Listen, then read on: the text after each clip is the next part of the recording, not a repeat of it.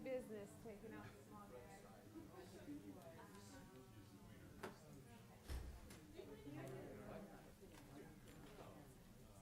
Lawrence? Hello, Kenny. That's true. Are you glad to see me, or am I just glad to see you? Hello. Where do you want to sit? Second row. Like the second row. Yeah, I know. Can't tell if somebody's sitting here yet.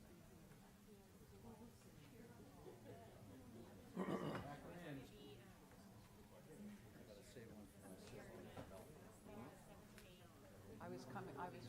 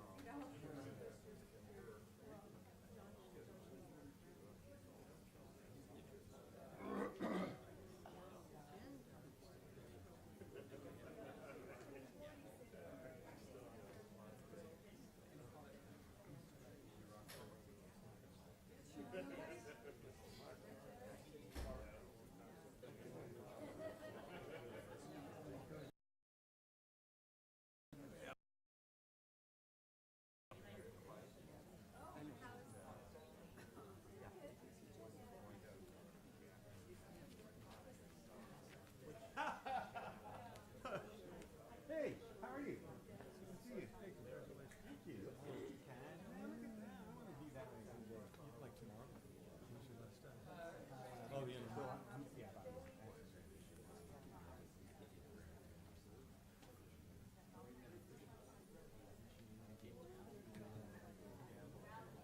About every wine tasting.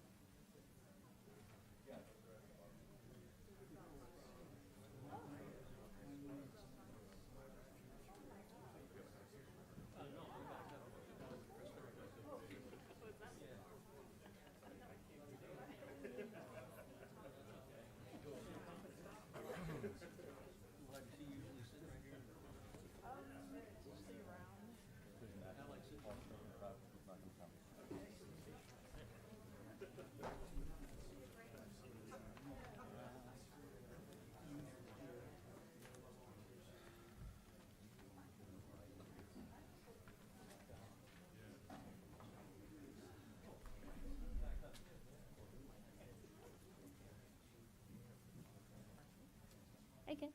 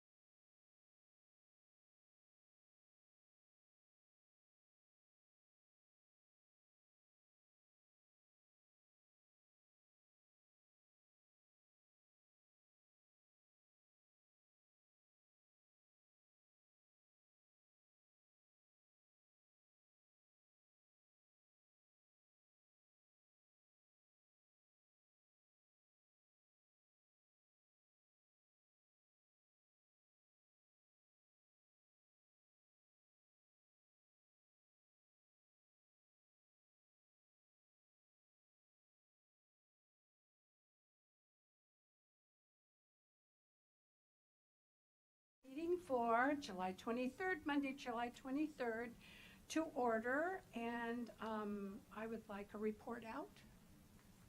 Our city attorney, thank you. Thank you, Madam Mayor. The council did meet in closed session for the reasons posted on the agenda, but it took no action that is required to be reported out at this time. Thank you. Thank you, and may I have roll call, please? Councilmember Henley. Here. Vice Mayor Harrington. Here. Councilmember Edwards. Yes. Councilmember Cook. Here. Mayor Agramonte. Here, Thank you. and I went out of order, I apologize. I'm looking for an approval of the agenda. Make a motion to approve the agenda. Second that. May I have a roll call, please? Councilmember Henley. Aye. Vice Mayor Harrington. Aye. Councilmember Edwards. Yes. Councilmember Cook. Here. Mayor Agramonte. Here. The motion carries. Motion carries 5-0. Aye. Motion carries 5-0. Thank you, I'm still on the road. Okay, thank you so much. So, at this time, members of the public may comment on any item. Pardon? Pledge of Allegiance. Oh, I forgot the pledge. I'm still on the road. Would you please stand for the Pledge of Allegiance? Thank you. I pledge allegiance to the flag of the United States of America and to the republic for which it stands, one nation, under God, indivisible, with liberty and justice for all. Thank you. Amen.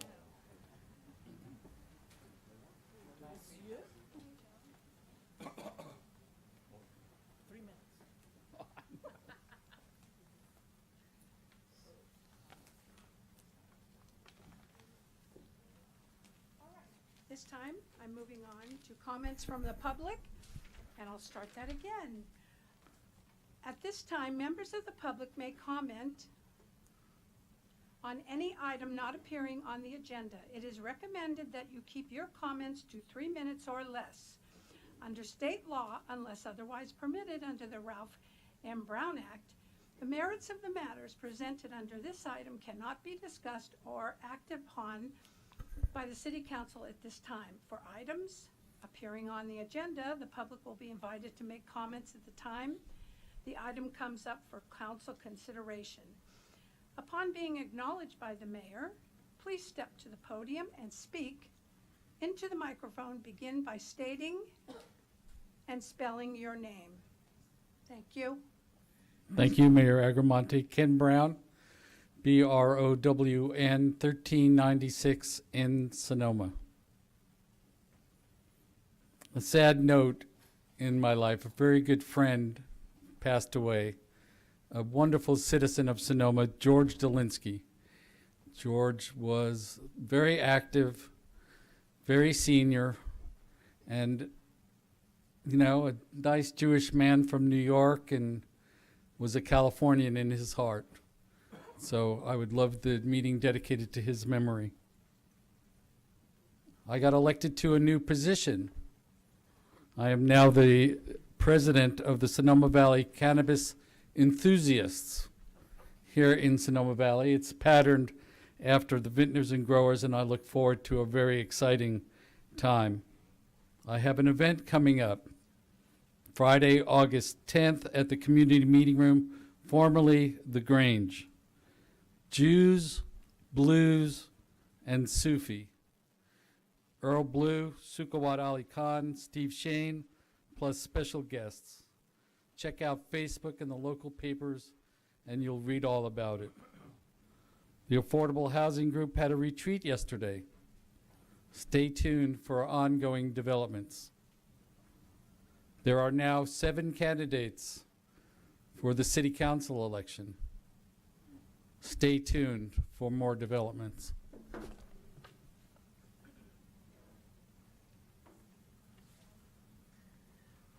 Lynn Marie DeVincent, DEVINCENT, 65 Guadalajara Drive. Good evening, council and staff. These long summer days are delightful, aren't they? But what isn't delightful is the delay in a true public review of the 10 applications from Verizon to install close proximity 24/7 microwave radiating so-called small cell towers in our residential neighborhoods. Even though 3 are designated in commercial zones, there are homes nearby. One is by the 7-Eleven. One is across the Sonoma Market parking lot. Only one is on the east side, but it's near the community center where there is a full-time school that is in session much of the year. At a rally after the Parkland, Florida mass school shooting, one of the teen activists, Emma Gonzalez, invoked a silence of 6 minutes and 20 seconds in recognition of how long it took for the shooter to kill 17 people. I would like to borrow her idea, not for 6 minutes, perhaps 6 seconds. Why? Because these toxic cell towers will be emitting microwave radiation, proven to be cancer-causing, in the silence of the night, in the quiet of our neighborhoods, in the calm of a Sunday morning. We've put up with Sonoma Raceway's motorsports roars, which we can hear miles away. We wouldn't allow them on Broadway, would we? If an activity is obnoxiously loud, spewing toxic fumes, we prefer the customers of such a pastime to stay out there. Well, these cell towers will be spewing, but practically silently. If I'm silent for 6 seconds, I want you to imagine a few years from now, when the cancer rate spikes in Sonoma and all the other cities that are being intimidated into accepting these completely unnecessary 5G cell installations. Petaluma City Council just approved changes to their municipal code to protect their communities. They approved setbacks and authorized the cell units only in commercial zones. Come on, Sonoma. Paul McGavin of the excellent educational website, mystreetmychoice.com, and other experts like him are waiting to talk to you and the Sonoma community. I strongly encourage you to listen to them and accept their recommendations. Please don't let our beautiful, quiet Sonoma become sinister. Thank you. Thank you, Lynn. Hi, I'm Matt Metzler, Metzler, 1110 Friar Creek Drive in Sonoma. Good evening. I've lived in Sonoma County for 41 years and the last 28 years in the city of Sonoma. And it bothers me the way our town has become a destination for the wealthy rather than just a nice place for existing residents to live. I raised my kids in Sonoma, but I'm disappointed they can't afford to live here anymore. And I rise this evening to address the council to encourage you to stand firm in opposing the bogus lawsuit against the city for your rejecting the proposal to develop the large homes on Shotgun Hill. And I hope you will fight against the arguments made by the litigants denying the approval of building these large homes. You know, they say it's a violation of the Housing Accountability Act. This is totally false because the Housing Accountability Act was enacted to provide, quote, housing to support employment growth and address the imbalance of jobs and housing, end quote. If the developers were really interested in the Housing Accountability Act, I think they would be proposing high-density, moderately priced housing. There's no way that these homes occupying 19,000, 15,000, and 9,000 square foot pads will do anything to provide more affordable housing for people who live and work in our city. The Institute for Local Government's Regional Housing Needs Assessment directs the City of Sonoma and all Bay Area cities to build affordable housing for the local workforce. It's frustrating to see how many of the residential lots in our city are taken up by expensive vacation homes, second homes, and retirement homes. We don't need more luxury housing taking up our remaining scarce residential lots. Please remain steadfast in pushing developers to provide affordable housing for our local clerks, people other than doctors, you know, teachers, firefighters, people who work in the city and can't afford to live here. So please don't allow our view of the hillside to be spoiled with expensive homes for out-of-towners. Thank you. Thank you, Mr. Metzler. Good evening, Madam Mayor and Council. Larry Barnett, 637 5th Street East. I'm rising tonight to talk about the fascinating topic of bulb outs. I am now personally familiar with 2 incidents pertaining to automobiles who have drifted to the right side of the road that have come into contact with the bulb outs, resulting in the blowouts of tires on one side, both tires on one side of the car. These bulb outs, as far as I'm concerned, constitute, as presently designed, a highly dangerous situation. There is no differentiation in the marking of the curb that indicates that a bulb out is coming out. And depending upon the day of the time of day or evening, the grayness of the curbing and the striping of the pedestrian walk merge together, and the actual visual impact of the bulb out is almost impossible to see for a vehicle. Now, I think this is, as I say, a dangerous situation, and I'm now aware of 2 circumstances in which that has been proven to me. I think these bulb outs need to be marked with either reflective white and black striping or some kind of yellow marking, something to differentiate this curb space from the adjacent curb and to indicate to a driver that there is something to be aware of. At this point, it's almost invisible depending on the time of day. Now, above and beyond that, there's a bulb out or a couple of bulb outs proposed for the hotel project on Napa. My concern is that the proliferation of bulb outs without more study of their actual impact on traffic and pedestrian safety is a mistake.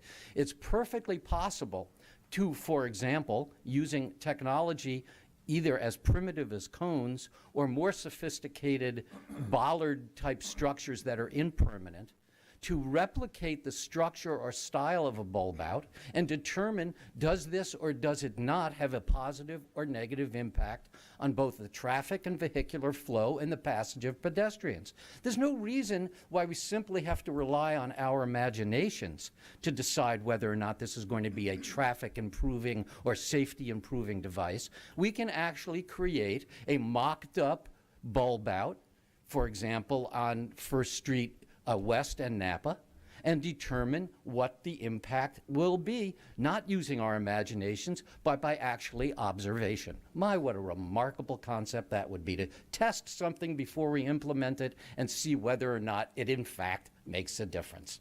So please look at this with your public works director, see if other communities have adopted a way of marking the bulb outs so they're more obvious to drivers, and let's not wait until there's a serious accident and someone is killed in one of these situations. Thank you.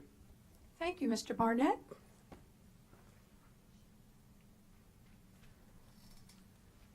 Hello, my name is Mark Marthaler. I live at 146 East Spain, Sonoma. And I'm here to talk about 5G coming into Sonoma. And I didn't have anything written because I think I should next time, but I'm here to just focus on the health. And actually what the previous speaker just mentioned, let's test something out before it's implemented because somebody can get hurt. Well, 5G is would be coming in without safety regulations enforced to see if this stuff is safe. But fortunately, there are 3,800 peer-reviewed published studies, and the summary of the key scientific evidence includes lots of health problems. This technology comes in with health issues to begin with. However, the FCC apparently precludes health concerns as a determining factor for implementation of this technology, which is actually insane. It's like having a car go on the market without crash tests, you know? It's like a baby seat without, it being tested first. It's like, let's put some toxic waste near a school, but we know that that's bad and that would be prohibited. But this has problems with it, and somehow they're able to just come on in. It's good for them because they make money. Anybody with one of these towers in front of their house loses their property value 20% off right at the top. These are pictures of from the Press Democrat in Santa Rosa. The towers, you can see the scale, the woman came out. And this isn't even all of it. Up at the top, there's a circular cylindrical tower that's about as tall as I am. And I spent all day today making a 3D replica of this because I intend to bring it to every person concerned within the neighborhoods where these were designated to go in and talk to these people. And I'm actually not too upset that there's not many people here about this issue today, because I don't think people should really know. It's something that should be struck in, it should be not even considered, because the health concern is the only concern, okay? And I think it'd be quite embarrassing for the city of Sonoma to actually let one of these go through. And I'll do everything I can to alert people to this danger. Thank you. Thank you so much.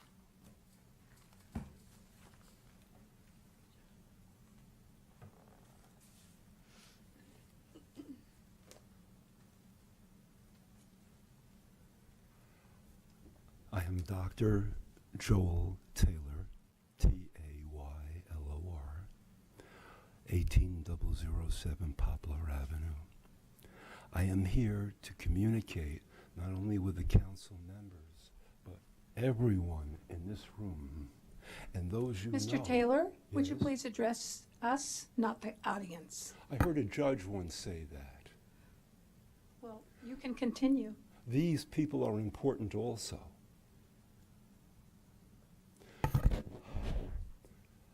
This is the greatest peril that Sonoma has ever faced. It relates to the experiences that we've all had, and I'm sharing mine with you because you may have missed some of what I hadn't, and it was this. 3 days and 3 nights before the October fires began, when I was on internet, YouTube, and they had the listings and pictures, very interesting and wonderful copy, I saw a box that said, America will burn, or America burning. Huh? I go to it, tap in. There was an image of the United States mainland from a 45-degree angle on the side and above,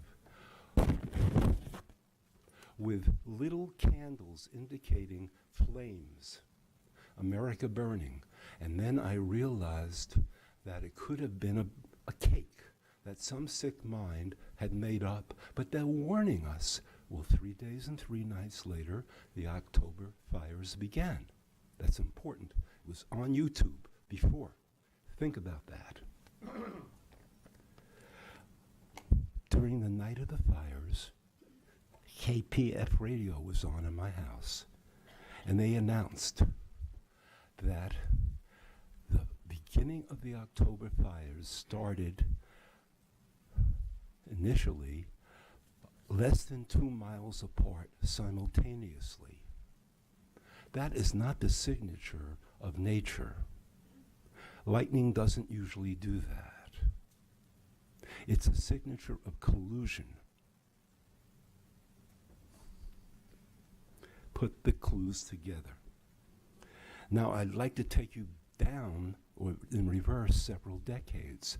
I was a 17-year-old kid, and I had to light a hot water heater. I was 17. Don't strike your match. Strike your match first, then put the gas on. I put 50-gallon propane. A little bit of propane. Mr. Taylor, everyone has been told that 3 minutes are available, and I'm sorry you have passed that. But I appreciate your coming up to speak to us about this. Thank you so much. This is the greatest peril. If I can get another 45 seconds, it will be Mr. very... Taylor, I'm sorry, no. Thank you very much. I was told the Rosenberg rule is a recommendation. The 3-minute rule. Yes, well, Mr. Taylor, I'm sorry it applies right now. Thank you. This is very unfortunate. very unfortunate. I wish to say one last thing. I sent emails to all the council members and other people, Mr. Taylor, and I never received a response back. Your silence speaks volumes.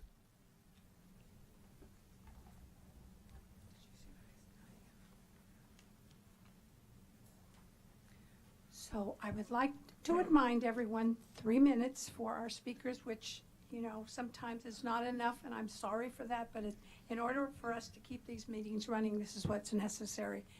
Good evening. Good evening. Good evening, Mayor and Council. My first name is Pather, last name is Dalton, D-A-L-T-O-N. Probably should spell the first one as well, P-E-A-D-A-R, 460 La Kenta Lane. I'm here representing the Sonoma Valley Interfaith Ministerial Association on behalf of our new president, Rabbi Steve Findlay, for a couple of things. Number one, to thank the mayor for joining us in coming to our August meeting. We appreciate the fact that you're going to come in and join us. We will ask you lots of questions, and we're looking forward to you joining us and respecting us to be here. Also, I'm here to extend our heartfelt welcome to our new chief, that we look forward to also join us sometime maybe when you settle in the fall, as your previous predecessor did as well, and we wish our former chief the best to your wife and family in your next endeavour. We are an organization of probably about 15 different traditions, men and women, pastors, various spiritual leaders, and our goal, of course, is to serve the wider community. It is not a denominational push. We come together from so many different traditions. We try to learn from one another, inform one another, challenge one another, and most importantly, we are committed to the wider service that we can offer to the wider community, irrespective of race, creed, colour, ethnicity, or culture. But we are particularly here to be seen as available when there are tragedies, of whatever nature that may be, or how we can be supportive to the city council or to the new mayor, to the new chief, and also to the new superintendent of public schools that we have reached out to. Doesn't necessarily mean that we're quiet, but we can be challenging, but it's important for us to be able to communicate. We are here, and we're alive and well in Sonoma Valley, one of the most extraordinary interfaith, traditional interfaith communities, probably bar none in the area. So thank you all very much for this opportunity to say hello to Sonoma Valley Interfaith Ministerial Association. Rabbi Steve Findlay is our new president, and a wonderful guy and doing a great job. Thank you all. Thank you so much. Do we have another speaker?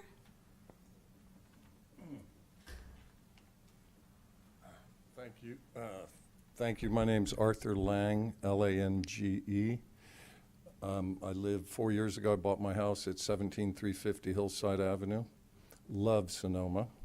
First thing I noticed was potholes. I thought, well, what's with that? This county must be wealthy. And someone said, no, the county's not wealthy and the potholes remain. It's crazy. I say yes to cannabis. I think it's common sense. Mr. Lang, Yeah.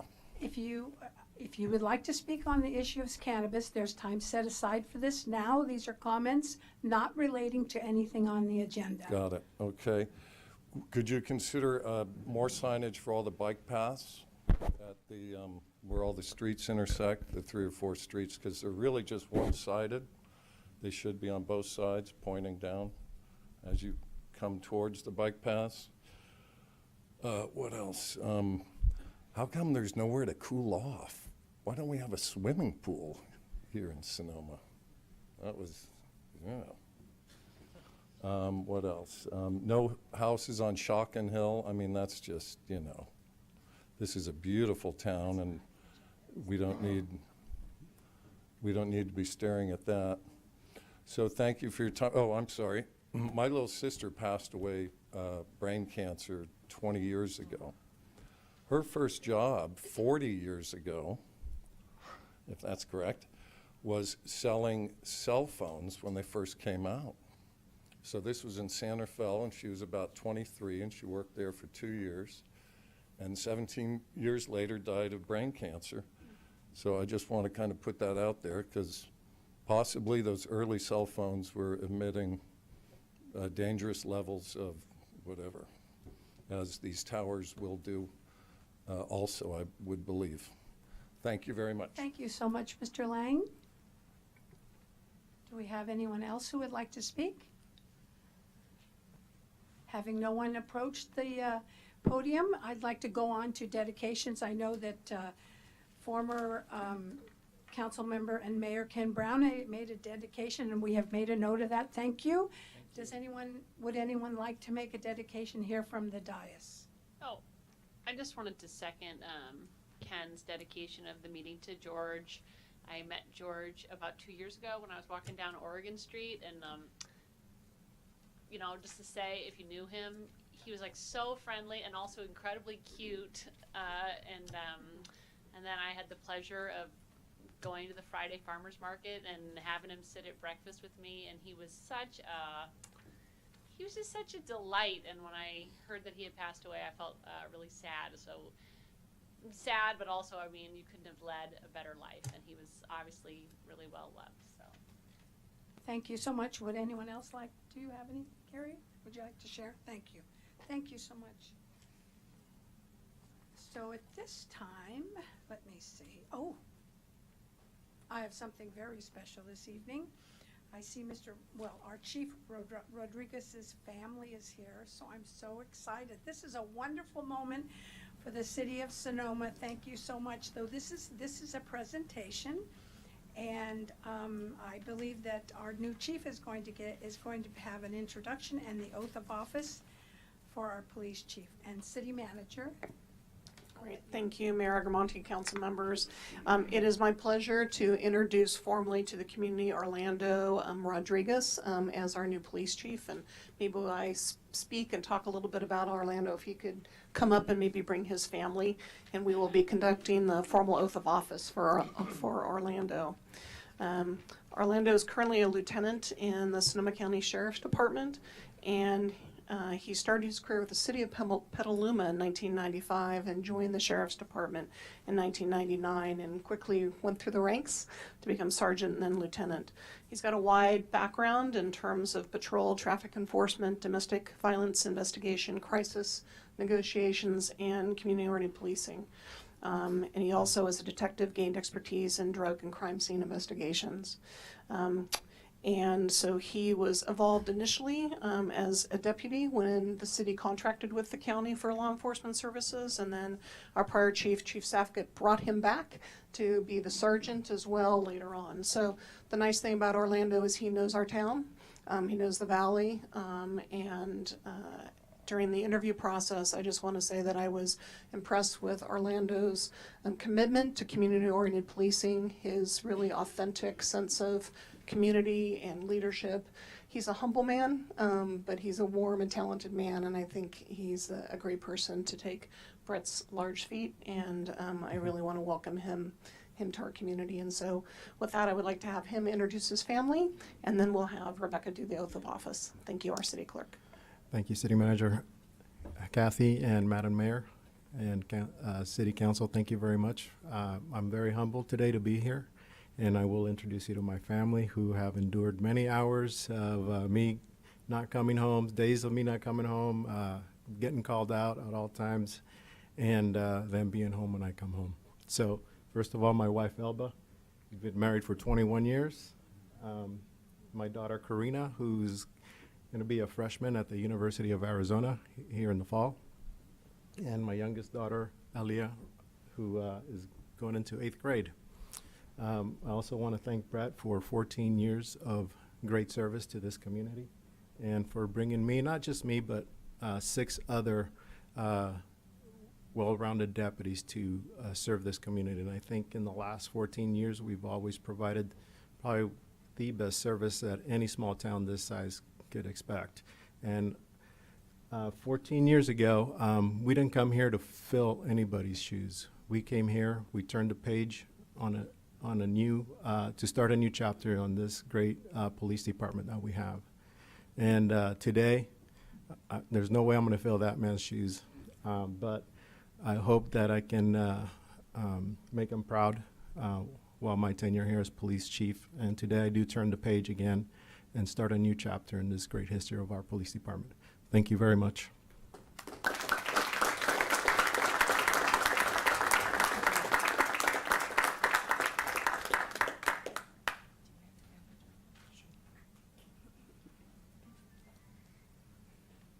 Please raise your right hand and repeat after me. I state your name. I, Orlando Rodriguez, Police chief.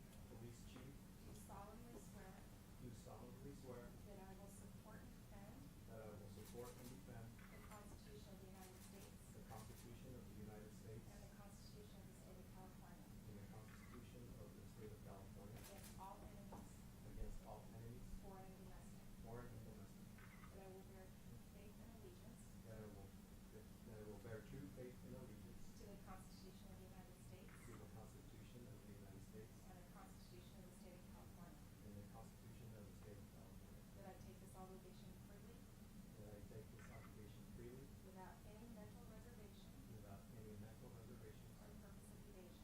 or purpose of evasion, And that I will well and faithfully and that I will well and faithfully discharge the duties discharge the duties upon which I'm about to enter. which upon I'm about to enter. Congratulations. Thank you.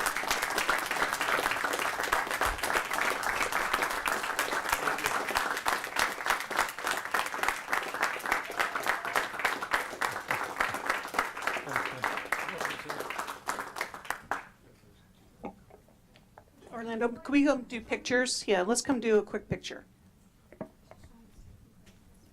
Thank you. So mad, so excited. All right, Orlando, come right up here. Madeline, you want to come take a quick picture? all righty.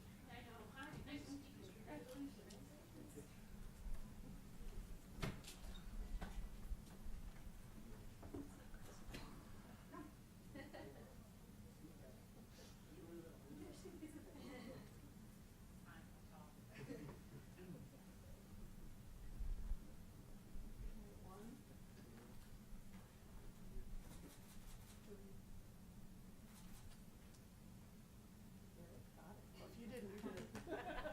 Good for you, Robbie.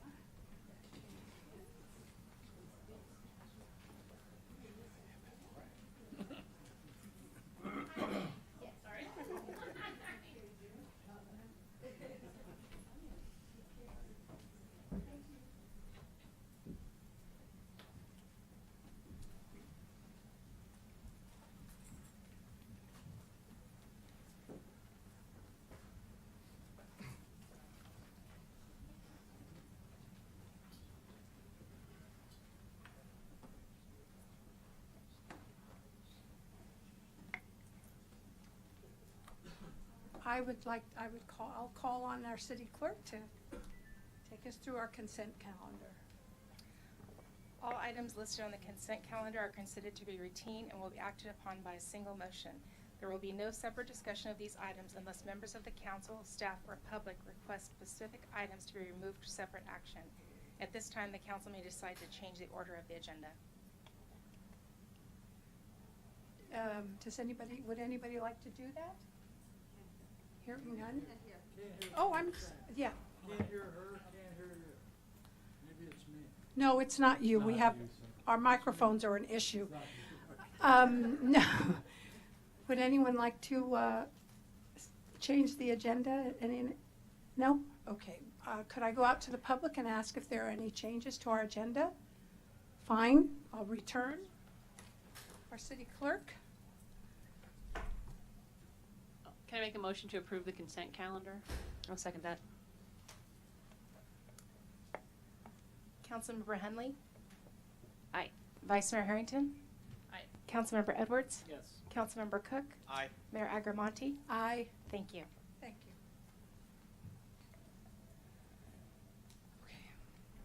If you're ready, Madam Mayor, we can move into the regular calendar.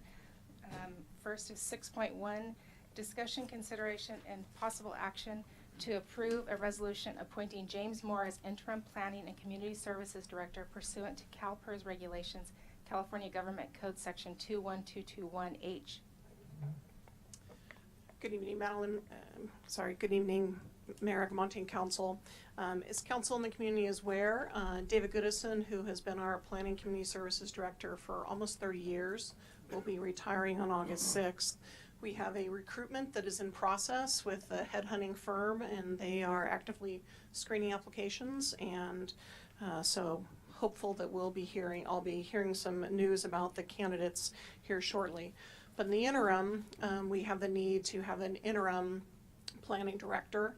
And the way this process works, I looked at a number of different individuals, primarily retirees that have been prior prior planning directors, and I'm pleased to bring forward Jim Moore, who's a retired planning director, community development director from the town of Fairfax. And he's got experience working for Berkeley, Santa Cruz, Fremont, and the county of Maui. He's done teaching and has been in the business over 30 years. The way the PERS works, since Mr. Moore is a retired annuitant, and anytime you have a vacant position, and based on the regulations for the Public Employees Retirement System, if we are placing a retiree into that vacant position, and that's typically what you need to do when you have a department head vacancy, then PERS requires the elected body to approve a resolution making that appointment. And with that, the individual cannot earn any more than the top salary of the pay range and receives no benefits. And there's a time frame you have to put on it, and you cannot extend or change the time frame. So there is a max of 960 hours that Mr. Moore would be able to work for the city. My hope is it will be less than that we'll have a permanent position hired here soon. But because the council and state law doesn't allow us to change it, I've put a maximum of to March 31, 2019 in the resolution. And so with that, I would ask council to pass the resolution, and I'm happy to answer any questions you might have. Are there any questions from the city council? I guess, so today I talked to the city manager about the fact that James Moore has already been hired by the city and is now the deputy city manager. That's the title he has. And I guess I don't understand how can he be doing that job if there's a requirement about I don't understand how those two items go together. Yeah, so here's the thing. As council knows, we've got a senior planner that is also vacant, and we have Mr. Goodison's retirement, and we have a number of projects, one of which that are in process. So you can hire a retired annuitant to come forward and do special project work. So there's a couple of projects I pulled out for Mr. Moore to help over the last month. So one is looking at some cost recovery fees. Two is to look at bringing some additional people in as David is processing projects. So he's doing a couple of special projects, like 20 hours a week, 25 hours a week, and you can do that with retired annuitants. The way PERS works is it is not a new position, but you have to put someone in a pay grade.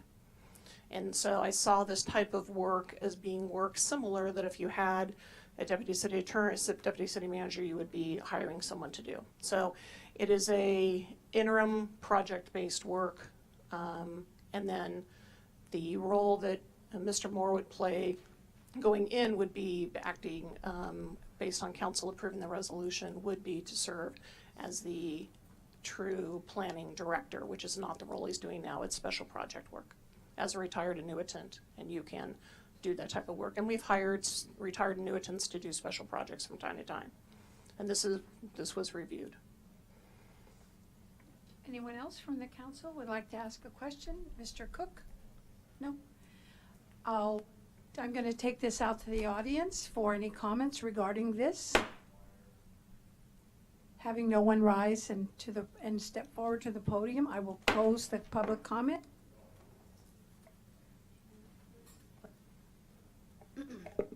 I have a quick comment, and then I'll make a motion unless. Thank you. First, in looking into Mr. Moore, I'm impressed by his background, and I'm excited to have him around for a while. And I think it's great that we're going to have somebody here, probably not till March, but you never know. But that way we can take our time with finding our David Goodison's successor, and then we can find someone really good. So I think this is a great step, and we won't feel pressure. And with that, I will make a motion to approve. Do I have to read out the resolution title? No? No. Really? Okay. Read that. I'd like to make a motion to approve the resolution appointing James Moore as interim planning and community services director. I'll second that. May I have a roll call, please? Councilmember Hunley. Aye. Vice Mayor Harrington. Aye. Councilmember Edwards. Yes. Councilmember Cook. Aye. Mayor Agramonte. Aye. The motion carries unanimously. Thank you. With that, Madam Mayor, if you're ready. We're moving into 6.2, discussion, consideration, and possible action to 1, adopt a resolution accepting the certification of the city clerk to the sufficiency of the initiative petition, measure or initiative entitled Initiative Measure Amending the Municipal Code to Permit Personal Cannabis Cultivation on All Residential Properties and Establishment and Operation of Cannabis Businesses within the city, including commercial cultivation, manufacturing, retail, delivery, distribution, testing, and special events.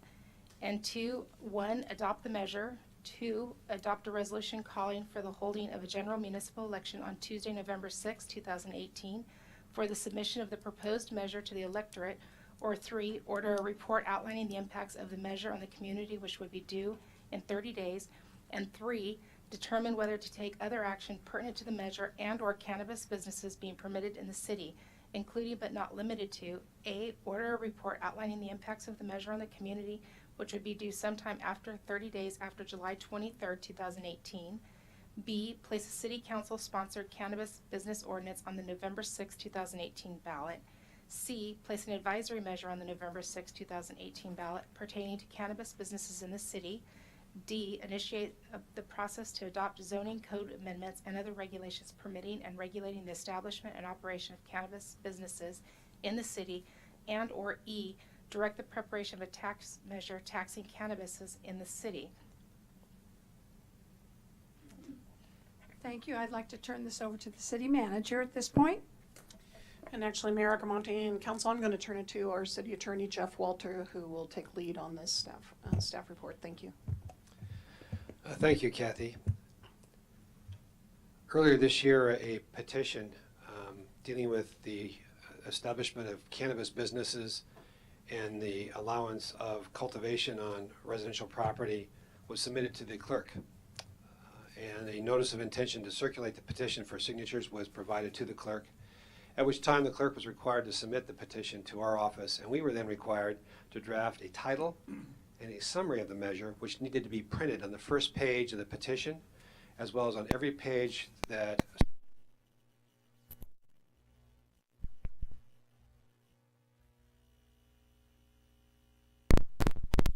those requirements.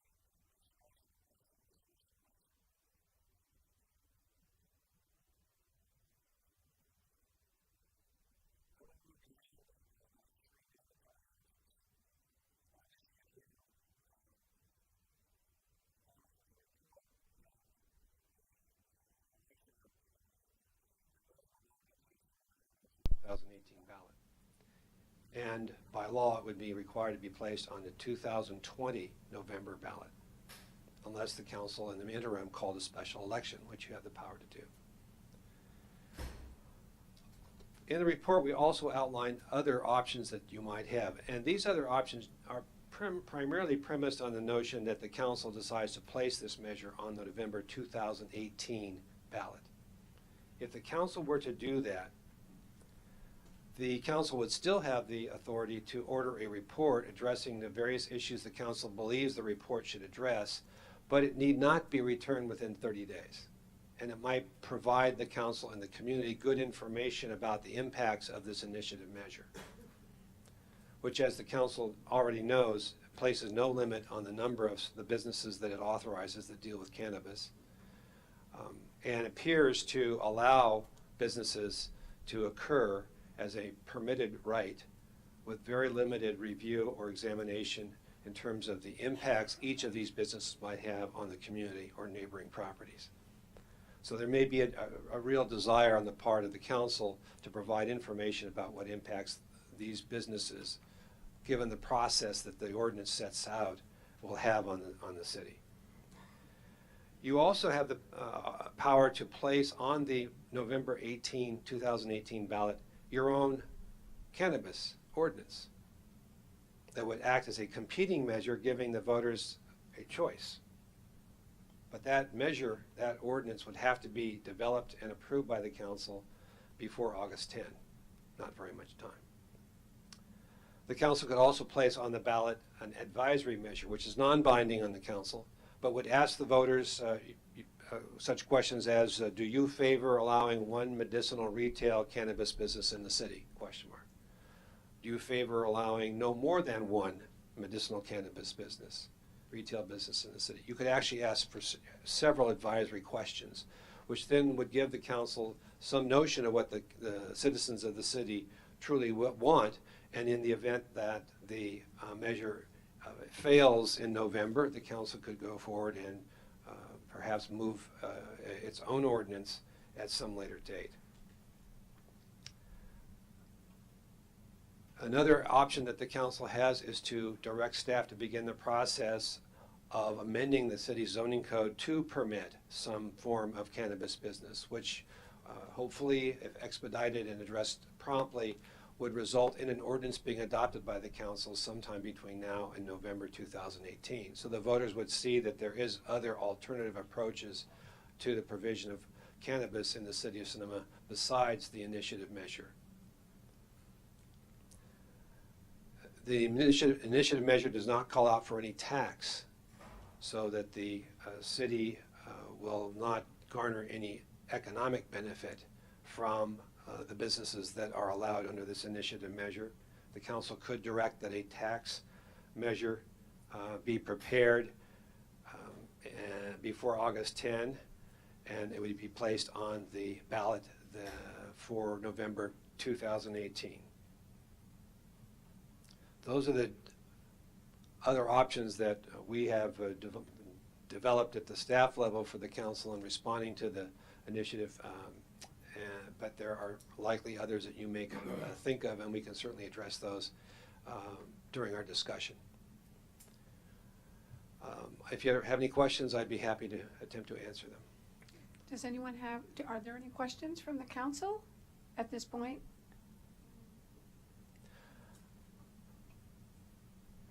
Well, I guess my question is really, it's really a question for Mr. Early, so I don't know if I can ask it or not. We can wait till he can speak. You can ask him at that time. Okay, or should I ask it now? Or, well, I mean, my question is, do they know, do the proponents of this ballot measure know already how many properties are affected, and is the only property that would be entitled under this ordinance to have a dispensary the one that Mr. Early currently owns and the one next to it? Are there other properties in addition to his own property that he owns and the one next door that would be entitled under this ordinance? That's my question. Yeah, and when he comes to speak, we'll ask him to answer that question. I would like to add one more comment. I believe the council has received, as have I, emails from Mr. Early contending that the ballot question that's in your agenda is unfairly biased against the initiative measure. And he wants to add some verbiage indicating that the personal cultivation allowed by the initiative measure is only indoor cultivation. He also wants to add language that would indicate that special events are only permitted with the use permit, whereas the other businesses don't require a use permit and appear not to require anything beyond what's called a zoning clearance, which historically in Sonoma has been essentially an over-the-counter kind of allowance, as long as the use is in the right zone and meets certain setbacks and height restrictions. The use or the business can be permitted. Again, as I mentioned before, that seems to indicate that no analysis of the impacts of any of these businesses would be undertaken prior to their being established and in operation.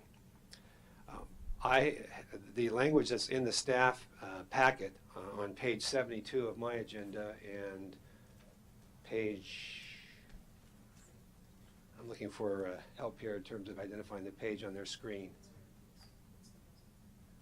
It's the first page of the resolution. Page 9 of your packet. You'll see a box in the middle of that page, and that's the proposed ballot question that the voters will be asked to respond to, yes or no. And it simply says, shall the initiative measure amending the municipal code to permit cannabis cultivation? It goes on. It's the exact title that I prepared that Mr. Early then printed on his petition. And he printed 73 petition packets with that title on it. He also printed 13 pages in each of those petition packets with that title on it. And apparently he now has some difficulty with that. He thinks it's not neutral enough and doesn't explain different features of the initiative measure that would perhaps engender greater support by the voters if the language he were to propose were inserted. I don't think that's necessary. I think this is a very neutral title, and I would strongly recommend that you retain the language that's in the packet and in the resolution as part of the packet. Thank you. Mr. Councilmember Edwards? So for the city attorney, so Jeff, you mentioned that that there are no tax relationships here in this ballot measure. And can you tell me, are there any other cities in the state of California that are tax-free or have not had, that aren't collecting taxes? On the cannabis businesses that they're allowing, I don't know the answer to that. I'm sorry. Okay, thank you. Are there any other questions from the city council? Do you have any, attorney? None?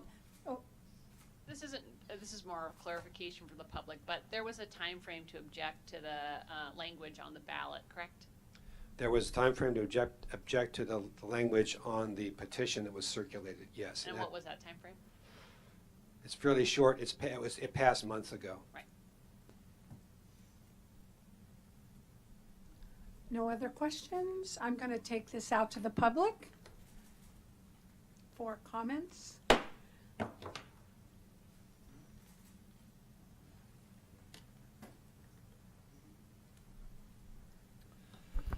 Good evening, Council. Larry Barnett, 637 Fifth Street East. Over 2 years ago, I prepared an article for the Sonoma Valley Sun regarding what I coined at the time the emerging potconomy in California. And for the preparation of that article, I interviewed the owner of a dispensary in Sebastopol. He also owned a dispensary in Santa Rosa. And I discussed with him the process they had gone through for the opening of that facility, the coordination with the local police department to talk about issues of security and safety and so forth, and the record of any criminal activity associated with the facility, of which there had been none other than shortly after opening, somebody threw a chair or something through the window and took whatever they could grab. Nothing since then. Of more significance, and I relayed this to the city manager at the time, Ms. Giovanato, That single facility in Sebastopol had produced, because taxes had been enacted appropriately for that facility, over $250,000 in each year. And that was made part of the article in The Sun. And I asked Ms. Giovanato whether that was a significant amount of tax revenue for a single business. She said, yeah, I'd like to have more of those. Now, I don't have to tell the council, your own city manager has made it perfectly clear. The money in this town is tight. And from what I gather, for example, later you're going to discuss the TOT, you're looking at opportunities to generate more revenue. I'm concerned that over 2 years have gone by when this very issue could have been addressed, at least from an economic standpoint, and either decided that was an important factor or not. But essentially, as far as I could see, the matter was basically just continued to further down the road. Now, I understand there are social implications for this, but I also understand that well over 60% of the citizens of the city of Sonoma voted in favor of the legalization of marijuana on the state initiative. I happen to be a believer in democracy, and while we can go through this essentially exercise in reproducing the democratic process to get the same result, I think I can fairly confidently predict that a similar percentage are going to approve making it locally available. It already is locally available. You approve delivery within the city of Sonoma. So the moral implications of this have already been set aside. I think it's time that the city look at this from a purely practical standpoint, and if I were you, I would just simply approve this matter and not require a vote. Thank you.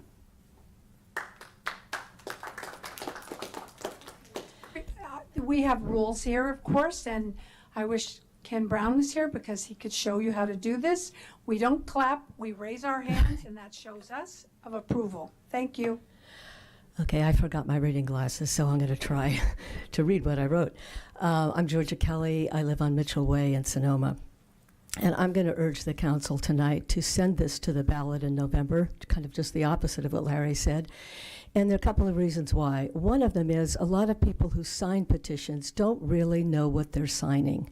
We saw this with a leaf blower issue where people would say, well, I signed it because the city's people need to decide it. The council can't decide. Well, the council did decide on that issue and this issue. So if it's going to go to the ballot, let's see what the people really think about the issue. I disagree that it would be 60% that would support it, but I would like to see it go to the ballot and get the approval of the citizens if it's going to go forward or not, if it isn't. I think this particular measure, it's not just talking about medical, obviously. It's talking about really a plethora of businesses that could be selling marijuana. And I think we have to look very clearly at what this might do to the culture in the city of Sonoma. I think that's why a report would be very important to know what will be the impact of something like this on the residents and on residential areas in Sonoma as well. So just the title of the initiative itself, I think, tells us what we're looking at.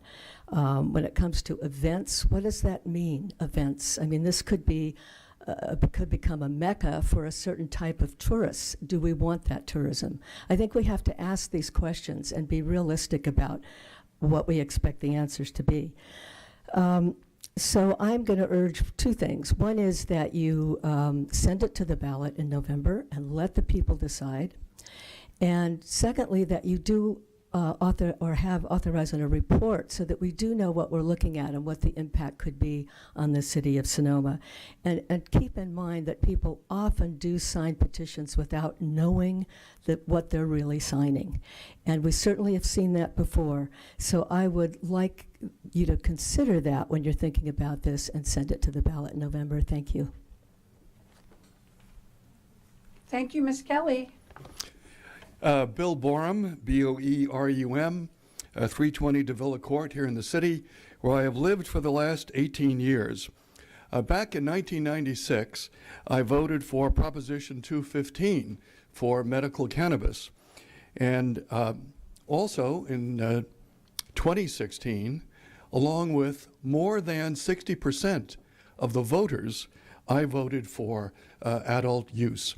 I should go on to say that I am not a user, and I have never been a user of medical cannabis or any other substance derived from cannabis.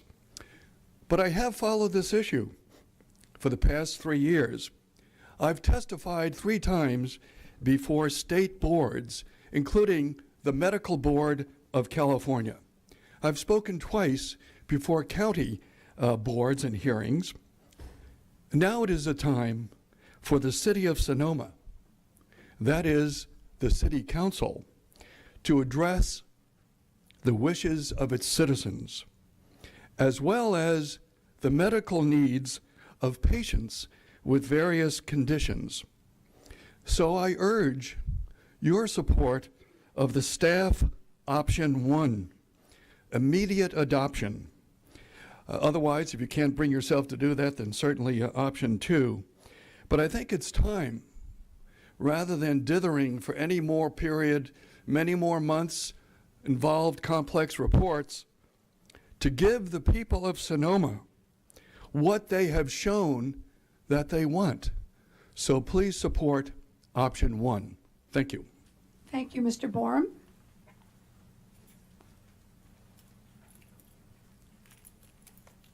Regina Baker, First Street West. And I don't normally disagree with Larry, but I do this time. So it seems like Mr. Early is trying to railroad something through. First off, as we all know, there is no shortage of easy access to cannabis drugs or any other drugs, legal or not legal, in Sonoma and Sonoma County.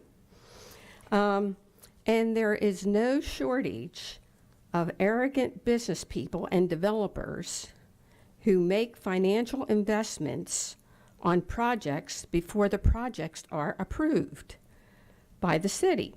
These investors insist that their project go forward at the expense of the community's wishes. That's where we find out when it goes on the ballot what the community wishes really are.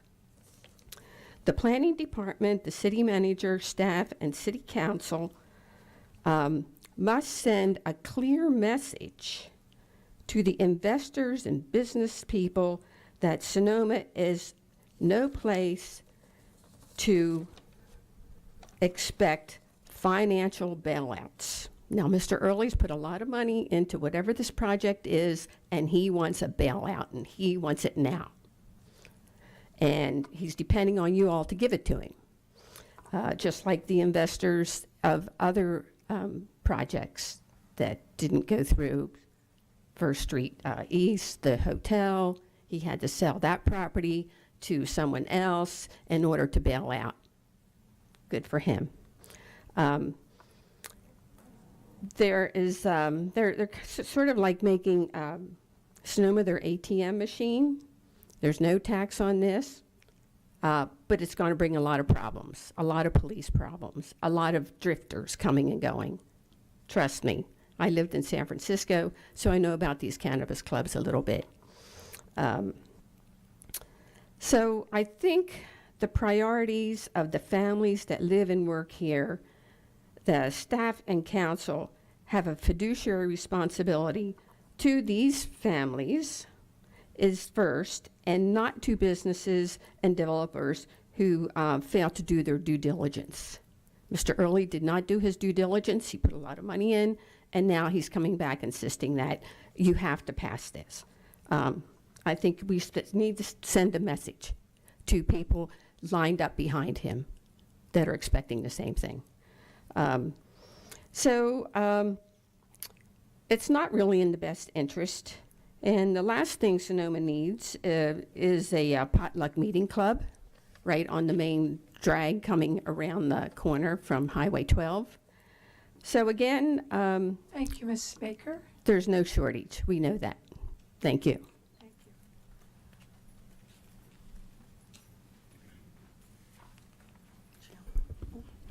Hi, Fred Allebach, 19550 8th Street East, and good evening to the City Council and City staff. I'd like to just mention Mr. Lang's comment about how come there's nowhere to cool off. Well, I think I found it here in this room.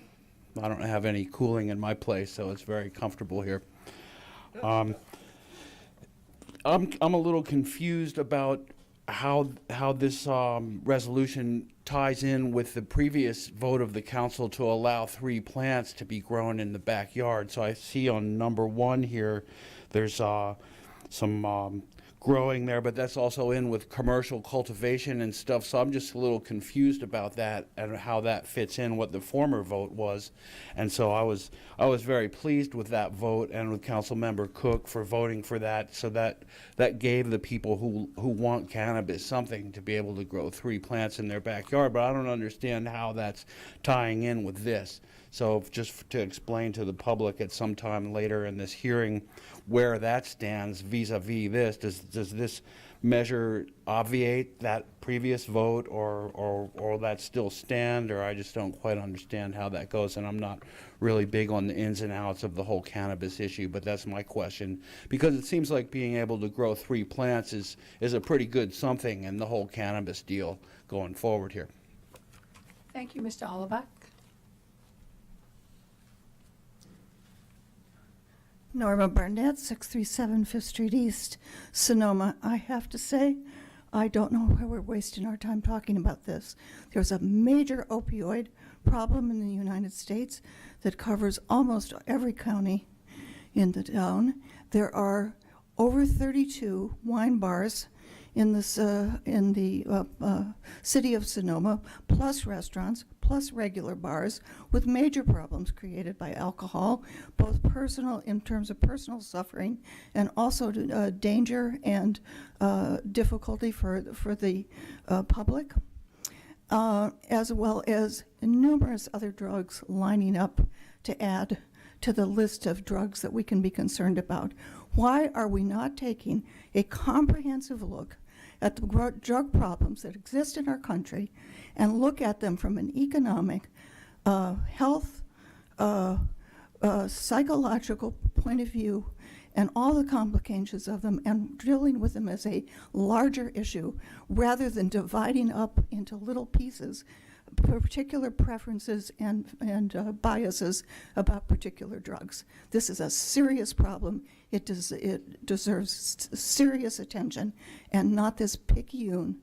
I know I'm being judgmental here, but I feel it. This picayune approach to dealing with a serious problem. It's a red herring. Thank you, Mrs. Barnett.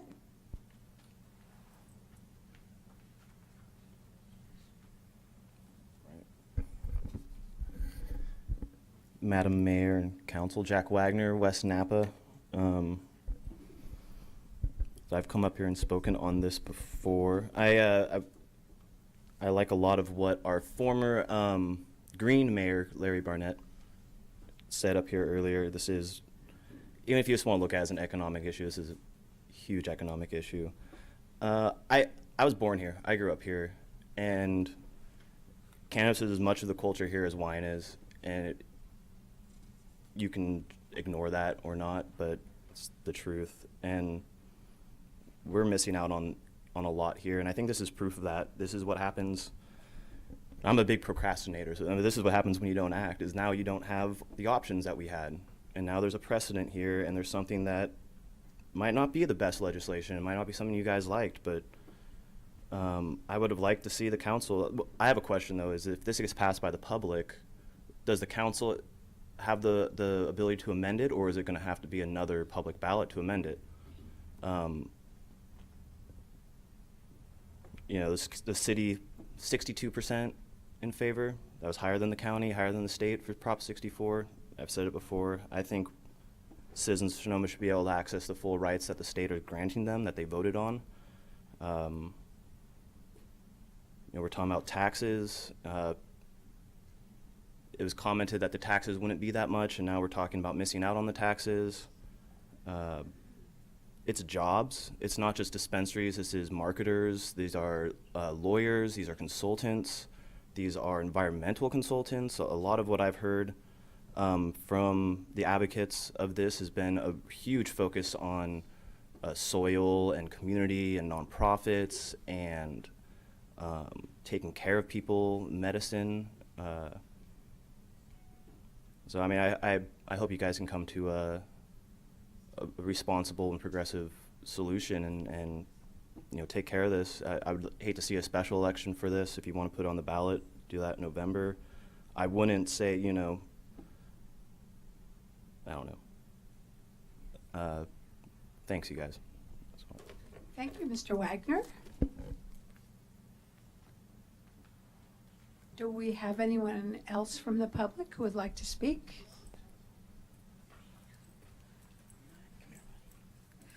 How y'all doing? Phoenix Osher Featherstone for Street West. I want to commend you guys. You have a hard job. As somebody who's been in this industry for a very long time, and I absolutely love cannabis. It has saved so many people's lives. It has so many wonderful medical attributes. It has been in this county longer probably than, you know, a lot of grapes, just because it grows naturally. I was in the industry for a very long time in San Francisco. Cannabis club owner, major grower, major investments. The reason that California legislation has allowed each county and city to determine how they want to legalize it is because there are towns this small. This is a 2x2x2x small town. And I commend the gentleman who wants a cannabis club. Everybody does, who doesn't? But this is a small town. So I think option number 3 is great for you. It gives you some time to make the right decision for this very small town where some of you have children growing up. Chevy, Sonoma Chevy, just a stone's throw from where I believe this dispensary wants to go, car washes all day long. How many of you have pulled up for one of the charitable car washes that the kids are doing? I'm not saying that kids should be the scapegoat, but this is a very kid-centric town, very wine-centric. We have way too many wine tasting rooms. God knows I've been here for so many meetings regarding that because a block away from the plaza. So I would encourage you, as somebody who's been in the industry for over a decade, on the second precipice of its legalization, to get it right, because this is a small town, and everybody has to live in it, and everybody has to deal with the repercussions of your decision. So take your time. I encourage you to take your time. And I thank you for taking your time, because you're going to want to get it right. Thank you. Thank you so much.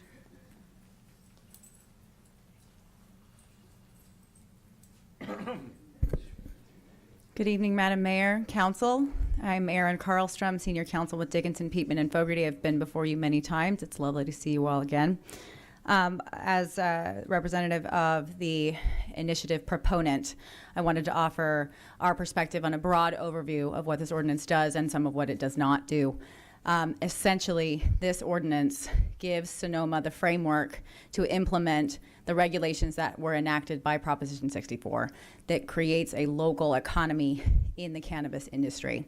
So to the extent that it creates, quote, a plethora of businesses, it does allow for cultivation, it does allow for manufacturing, distribution, testing, retail, and special events of cannabis. That's the reason there are so many elements there is because the state has carved them up into so many different elements. So we wanted your ordinance to reflect what the state regulations have implemented. It's important also to remember that each of these pieces can and should be reflected in the city of Sonoma in order to provide a lively cannabis economy here. You wouldn't want people to have to be sourcing their cannabis from Humboldt County necessarily. You wouldn't want them to have to go all the way into Santa Rosa to find a testing lab. You would want them to be able to be locally sourced, staying off the roads, providing a thriving Sonoma economy. To the question of no limits on the number of permits, that is correct. This ordinance would not impose a cap on the number of permits. And that is because as we watch this industry unfurl throughout the state, setting up a cap on the number of permits sets up a bloodbath and primarily favors big money out of area businesses. It does not favor any of your local operators when you set up a number of caps. However, what this ordinance does do is impose very broad zoning setback requirements. Everything from parks and schools, from the plaza, are all protected. and not available for development for cannabis uses. To Ms. Harrington's question, no, it is not simply the subject property, if you will. There are plenty of others along the strip that fall outside of the setbacks. To the question of do other cities not have a taxing system, Mr. Edwards, there are plenty of cities, Santa Rosa included, that enacted their ordinance first and then came back on the issue of taxes. So it has been done, although certainly it would be in Sonoma's interest to have a tax on this industry. And so certainly we would ask that you select your staff option number 1 and to enact the ordinance as written this evening. This would save your constituents, save the public the money of having to place this for the ballot. It would save your constituents the money of having to study the issue yet again, following up the consulting report that you received several months ago. It would remove this issue from the city's docket and allow you to move on to other much larger, much more important issues like housing, homelessness, and recovery from the fires. And it would remove this issue from the campaign. Many of you are facing re-election. Certainly, it would be far easier to remove this from the public's discussion. We thank you for your time. Thank you very much. Anyone else like to speak from the public? Hi, Michael Coates, COATS, 2800 Burndale. I just want to come up and just give you an overview. Ken mentioned earlier that he is the recently installed president of the Sonoma Valley Cannabis Enthusiasts. It's a group that about 7 of us formed back in March. And I want to just point out that this group, based here in Sonoma Valley, but you know, our meetings have been held in Sonoma, take a high regard for cannabis as not only medically, but as a crop that should be deemed agriculture that the county has yet to do. We are proponents of healthy cannabis, diverse terroir-based Sonoma Valley cannabis that meets a very high criteria. Many of our members are biodynamic farmers, and so we take a pretty strong look at the quality of stuff that we're putting out that we believe in. And I would encourage you to take a look at the First Choice. Again, I read the Sonoma paper every day or twice a week, and I know you guys can use the money. I also know that there's 500,000 tasting rooms in this town.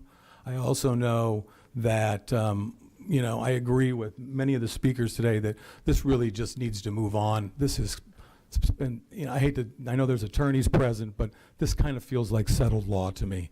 So I encourage you to move on, and thank you. Thank you.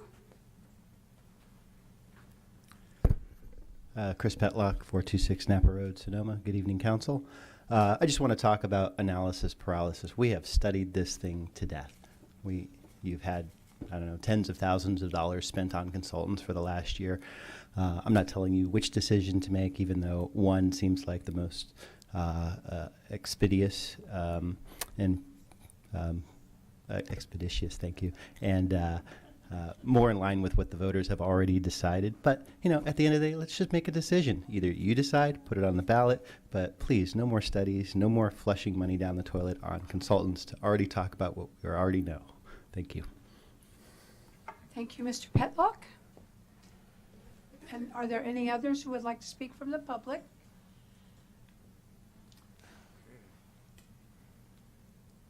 I'm John, excuse me. I'm John Early. I'm the proponent. My home address is 1100 Castle Road, C-A-S-T-L-E, and John Early, E-A-R-L-Y. I think everybody said just about everything that needs to be said, but I understand there are some questions. Let's start with that. Amy, you had a question. How can I answer it for you? What is the total? What is the total number of properties that are potential sites for a marijuana dispensary if this ordinance is passed?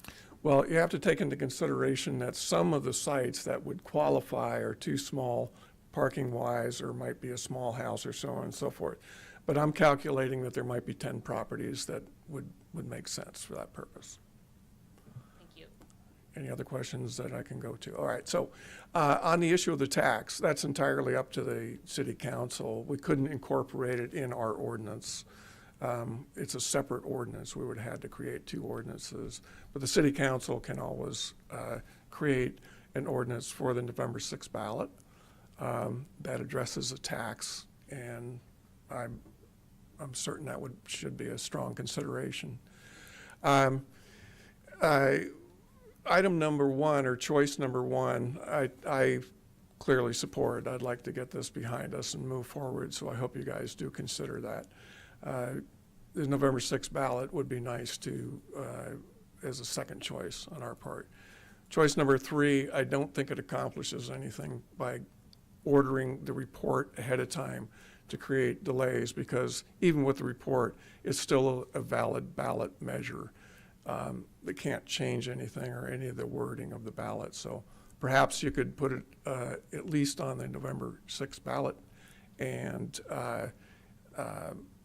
order a report for your own clarification afterwards. But anyhow, I hope all goes well, and I appreciate your ear. Thank you. Thank you so much, Mr. Early. Are there any other comments from the public? Having none, I will close the public session.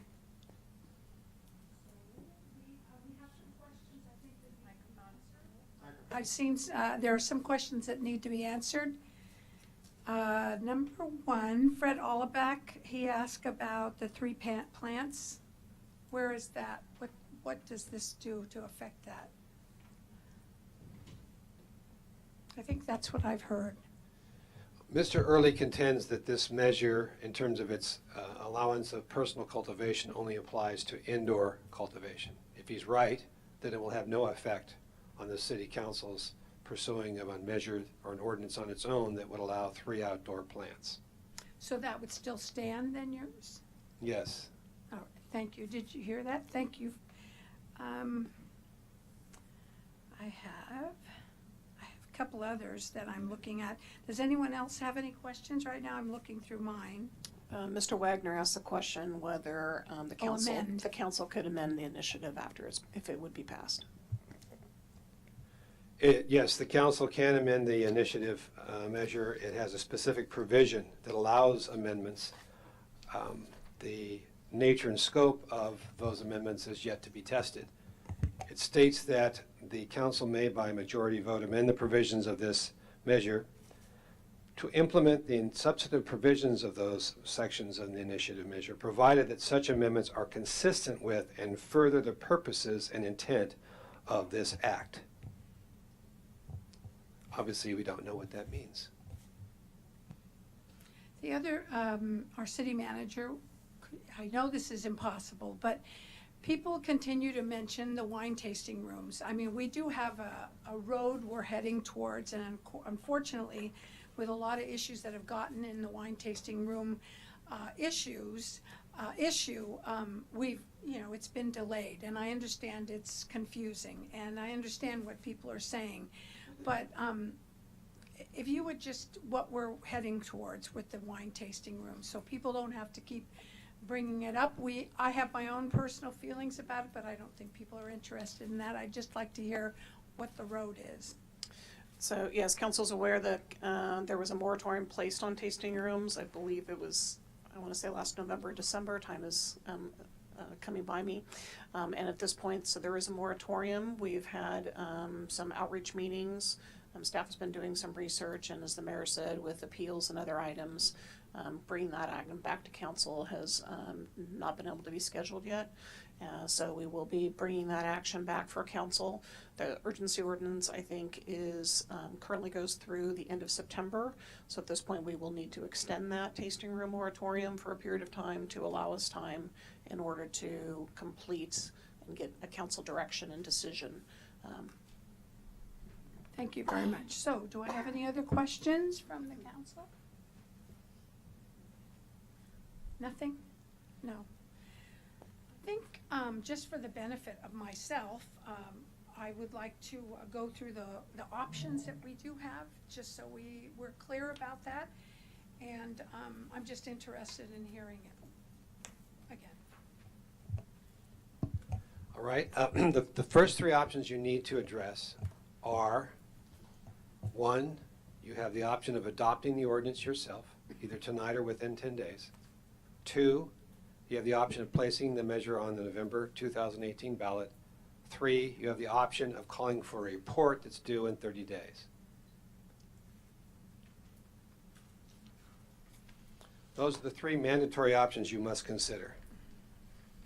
And then staff has developed a series of other concepts that council may wish to address or take action with respect to, and those are found listed on page 66 of my printed report, and I believe that's page, is it 9? It's page 9 of your packet. Page 9 of the council's packet. They're listed under heading number 3. If you go ahead and place the measure on the ballot, you can order a report. It doesn't have to be due in 30 days. It could be due in 60 days. It would be, if the council orders such a report, the purpose of that would be to provide the council and the citizens of the city just information about the potential impacts of this measure if it passes. Number 2, you can place your own measure on the November ballot as a competing measure. The council would have to tonight give us directions to what that should look like. And staff would then have to prepare it and bring it back before August 10 for you to approve. You could place one or more advisory measures on the ballot in November 18. Those are non-binding. Or you could initiate or direct staff to initiate a process to amend the zoning code through the normal procedure here at the City Hall, so that at the time the initiative measure were acted upon by the voters, there would be in place a competing ordinance that the council has blessed dealing with cannabis businesses in the city of Sonoma.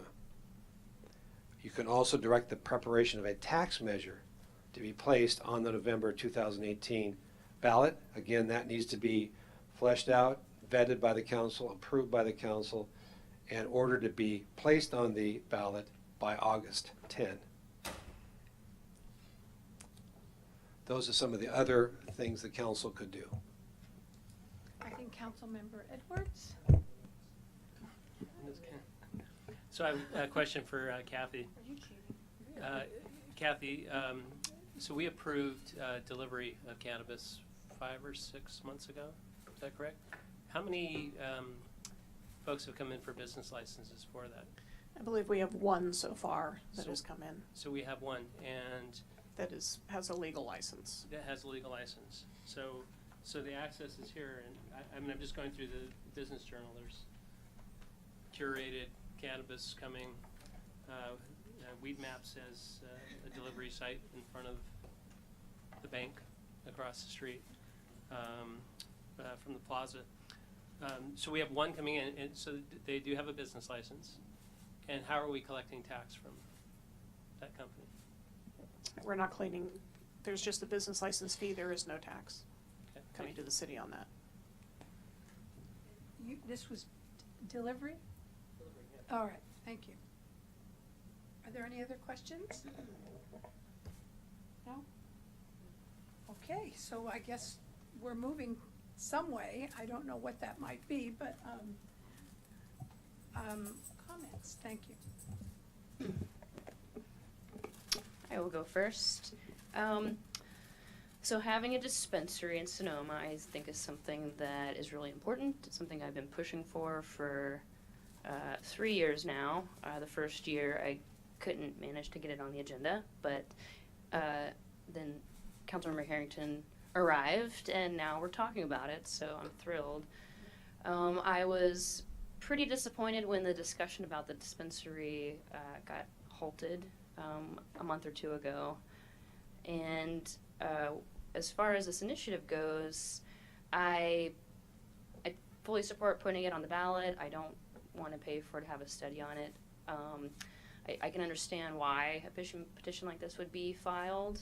That said, I don't think it's a particularly good petition. I don't think it's good for Sonoma. I mean, if you want to put aside the cannabis part of it and the fact that it's manufacturing and cultivation all in an area that has none of these things, I mean, just think about the parking and the traffic alone. And if you look at, if you've been to dispensaries, you might know that the biggest problem they have is parking and circulation.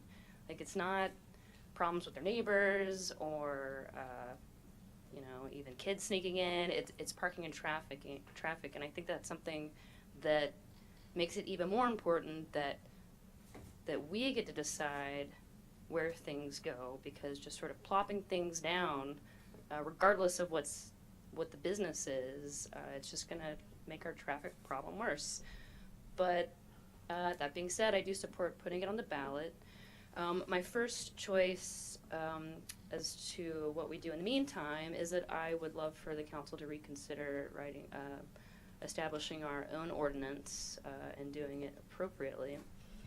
And if anybody read the Press Democrat this morning, there was an article about a hydroponic store in Santa Rosa that's been around for 10 years. They just sold to a chain from Colorado for over $1 million. And, you know, I think this is going to be something that we have. And the nice thing about the way that a lot of small cities do their dispensaries is they have these sort of open application processes or like RFPs, and you get to select a business that's going to fit in really well with your city, and you get to, you know, pick the small business that you want to be here. And, you know, people talked about, you know, how it's important to have things like locally grown, and I know that we do have some good projects happening in the valley, but we would have no say as to what these businesses are, and the ones that have the capital and the most sophistication to come in are going to be the bigger businesses. So here we have our, you know, formula retail ordinance about other businesses. I think is just as important that this is something that we want to be a small, you know, owner-involved operation, and that they, and I know that there are so many businesses in Sonoma County who have expressed that they would love to be in Sonoma. I think we can have our pick to find someone that's really good. And so I keep going back to Cotati.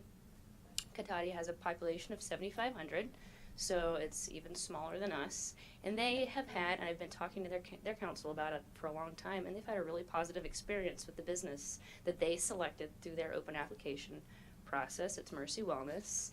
When Mercy decided to add the adult use license, it was, you know, this journey that they got to go on together. And honestly, the only problem they have is parking. So if my council, which I think even I would want it to get done before early ballots went out, but I know that's really fast.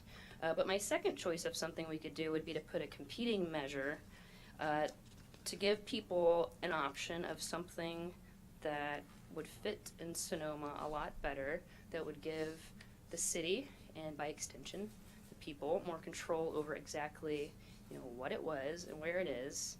And even though I'm not the city attorney, just as a matter of illustration, I started writing a ballot initiative, and I only spent a few hours on it because, like, it's surprising how many words go into these things. But I just wanted to, with approval from the city attorney, pass it out as an exhibit to, I have extra copies here for the audience also. But basically, this is an example of something that we could do on the ballot, and the one thing that it guarantees, which there's a lot of inconsistencies in here. For example, the title actually says that it's 1, and the text says it's 2 dispensaries.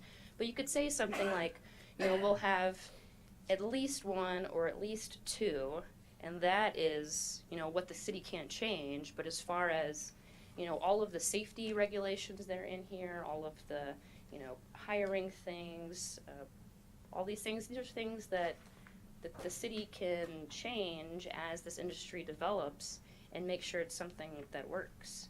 And so you can make something so that, present this option, yes, we will do this, we're going to do it responsibly, we're going to do it, this is the process, it's going to be an open application process, and we're going to select the applicants this way. And then, you know, I think that it would be nice to give voters a what I think would be a more reasonable option, because I do think that a lot of people would like to have a dispensary here, and I think that they would prefer for it to be something that was a little more in line and better suited to be successful here, because I would like for these businesses to be successful, and I think that it is important that the city have an opportunity to have this relationship with them rather than it's just something that's kind of happening and we don't have anything to do with it. So I also have some extra copies if anybody out there would like one. I'll just put them up here.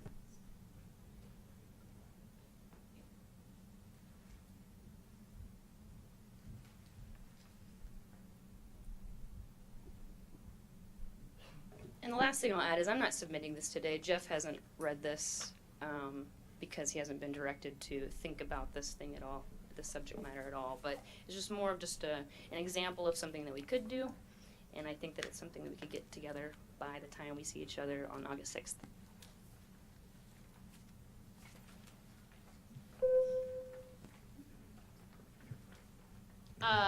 Well, I have to say I'm impressed with Councilmember Hundley's work. I mean, that's tremendous. So I look forward to looking this over. But I just wanted to say a little bit about my thought process. I support having a dispensary. I've said that consistently for a variety of reasons. I don't want to get into the merits of whether we should have about the dispensary question per se in these comments. I think, it seems like the business that gets robbed the most frequently is a bank. That's happened a lot in the last year. But at any rate, I don't think that Mr. Early's ballot initiative is great. I don't like the way it's written. It's not how I would write it. It's not what I wish we had passed as a city council. I think we need an RFP. I think we should have use permits. I think we should have a lot more regulation. That being said, I went back and was thinking about what are the fundamental ideas about government? And there's sort of like two competing ideas. One, we trust the people and we want them to make decisions and we feel that they can become informed and make reasonable decisions themselves. And the other is we don't trust the people and we have to tell them what to do and we have to protect them. And I am much, that's the Senate and the House. And I am much more heavy on trusting the people. And I think people can figure out what the ballot measure is about, and I support putting this, even though I don't care for the way it's drafted, I support putting it before the voters. I have 100% faith that the voters can figure out what things are really about, and they can decide for themselves whether they want to do it or not.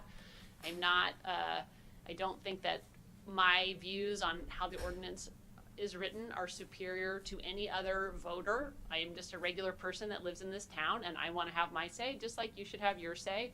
I think it's fundamental to the democratic process that Mr. Early went through the process that we laid out about putting something on the ballot, that we honor that. I think that delaying it at this point through study, to me, doesn't feel right because he went through the process of collecting the signatures, and I do trust the voters, and I think there are people that have concerns about this, and I expect them to do their part to educate the voters about why they think it's not a good measure, and then each intelligent registered voter who takes the time to go to the polls can decide for his or herself. So just as a principle, I think it's really important that we kind of follow the rules. These are the rules that were laid out. I know there's other options that would create a year-long delay, but I have confidence that voters will vote in a way that they think best.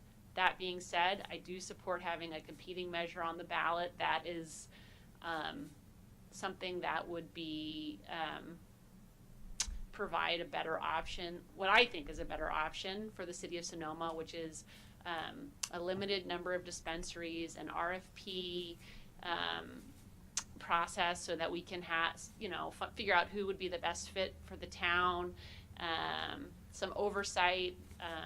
I'd like to deal with the taxation now if possible, if not in 2018. So I don't want to go into all of the things that I would want to see in a competing ballot measure unless there's 3 votes for that. But that's what I would support. And then in terms of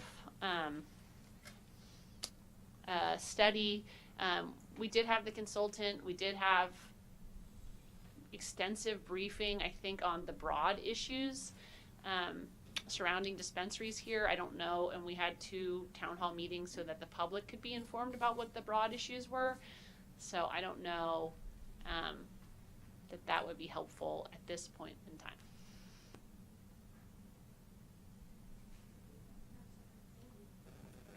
Well, I'll go ahead and start, and I will commend the makers of this and the hard work that was done here.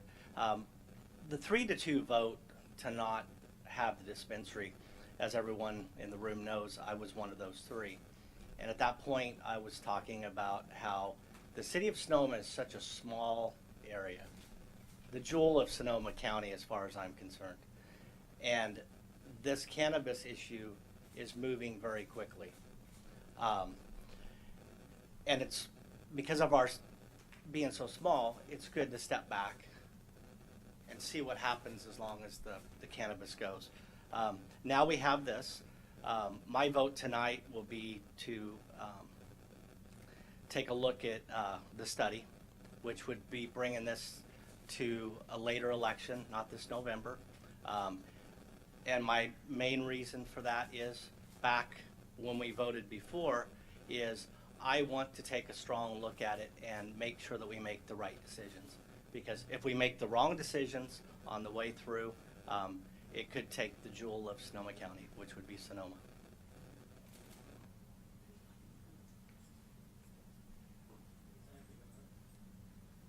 So, so this has been one of those topics that we dealt back in the Planning Commission with 8 or 9 years ago, and I don't think anybody was trying to disc it or avoid it, but try to come up with some good rules, and that was, we were just doing our job with that.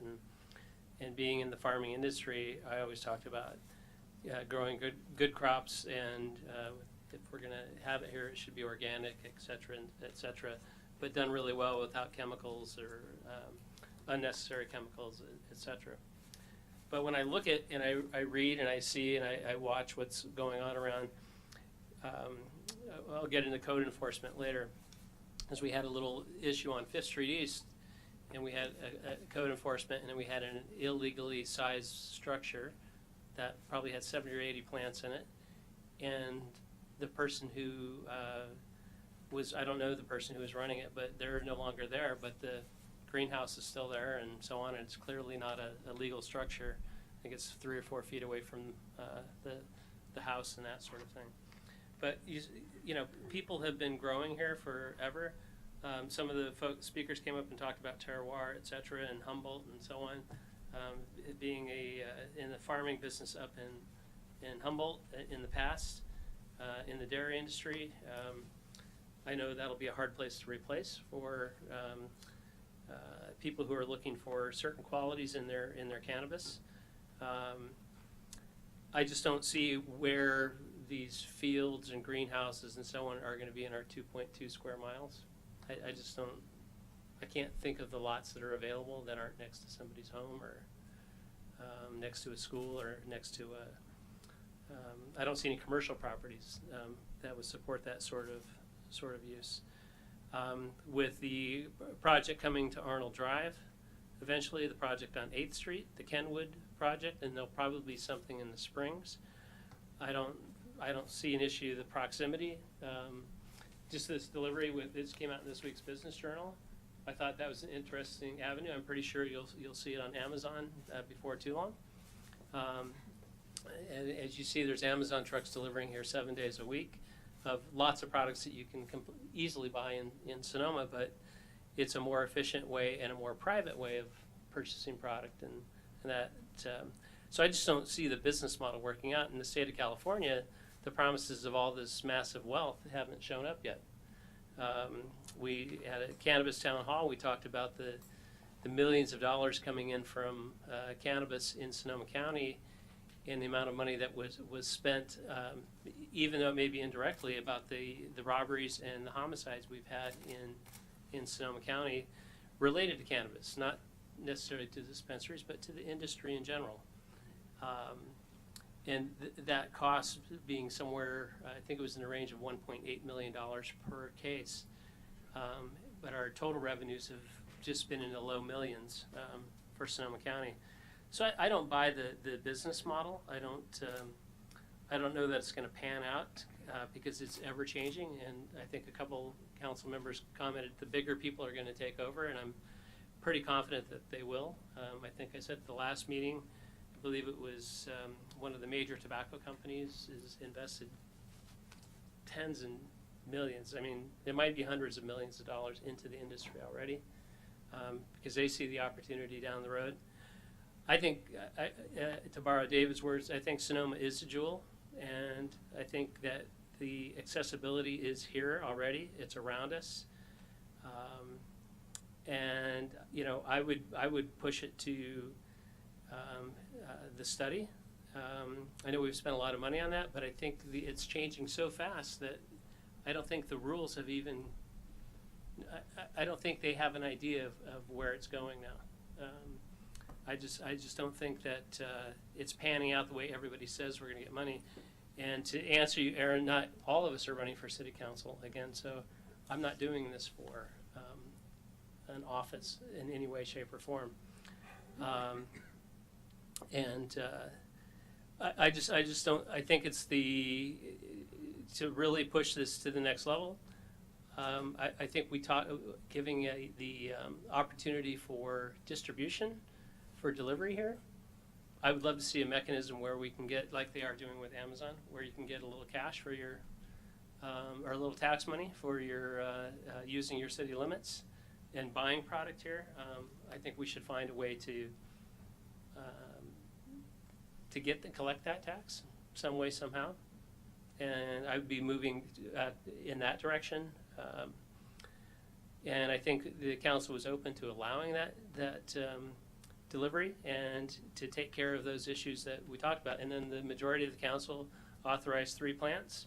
So I think it's a market that's not going to be as beneficial as people might think down the road.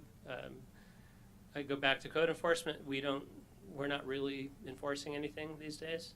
I know we passed our fines and so on earlier, but I still don't see it happening. 4th of July was an interesting day with the dogs and the cannabis on the plaza, and it wasn't that much fun for several folks that had commented to me. And I just think that to study this properly, now that we're at this point, I might be open down the road to a alternative ballot measure. But I'm not, I don't know that the initiative would pass as it's written, because people expect something, because we're going to be giving up some rights. People are going to expect some return for that. So I just don't know that the business model works, and I know I won't be voting for it, and only because it doesn't bring anything back to the community. It's just, to me, it's a big take. So I'll leave it at that. Well, here I am in the middle of all of this. It's it's kind of interesting. I've never, well, I've been part of, I was on a council in another city for 12 years, and this is my first term here in Sonoma. So here's what I'm used to. I know that everyone is interested in not affecting those people who are running for re-election. And here is what I'm used to hearing. I won't vote for you, or I regret that I voted for you. That's always the way it goes. And you know what? There are probably 20 issues that are out before us now. And I have to trust that, okay, you'll hate me for 1 vote, but you know what? We agree on 7 more. So I think that's really important. It's interesting, and I thank you, Councilmember Hundley. I'm so impressed, I'm very impressed. I'm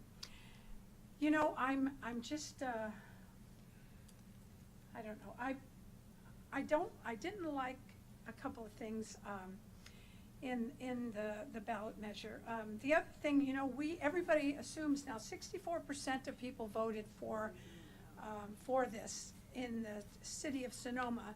But that's great. I don't even know what that might mean and why people voted for that, but as they vote for something like this, we have no idea who's going to do that or who is going to vote for it. So I'm not sure where that is. I am a person who really trusts in the polls and to work those polls, and and I am running for reelection, and the only thing I can say is, for a lot of reasons, I don't like to be in this position. I will tell you that I do have friends who are involved with cannabis because they're very ill, and it's wonderful for them.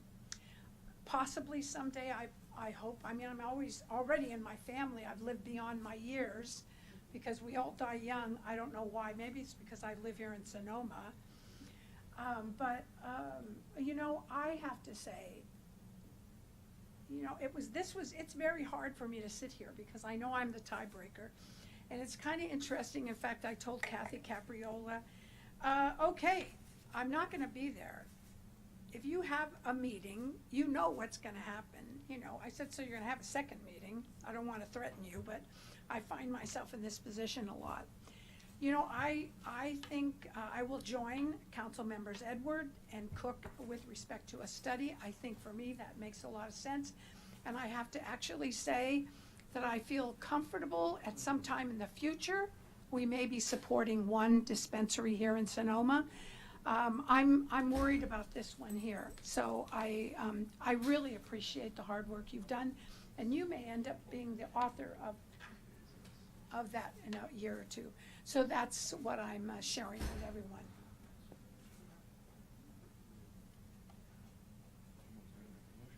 Can we talk about the cost of the study?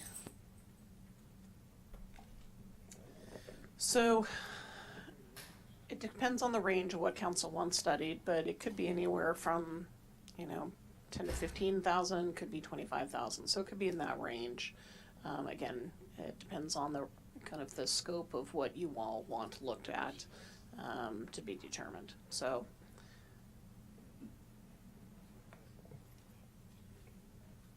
Mr. Cook? I'd like to go ahead and make a motion to order a report outlining the impacts of the measure on the community. I'll second Just that. one. Could we suggest that you defer that motion for a second and start with the resolution that accepts the certification of the sufficiency of the petition? That would be the first resolution we'd recommend that you adopt. Okay. And then we can move on to the second item of what to do with the petition itself. And that is found at what page of their?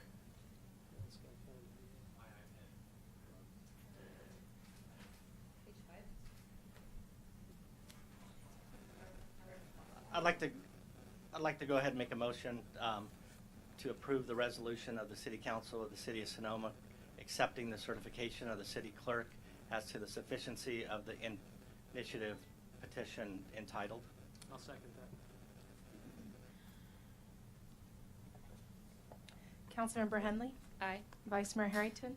Aye. Councilmember Edwards? Yes. Councilmember Cook? Aye. Mayor Agramonte? Aye. Thank you. The motion carries unanimously. Thank you.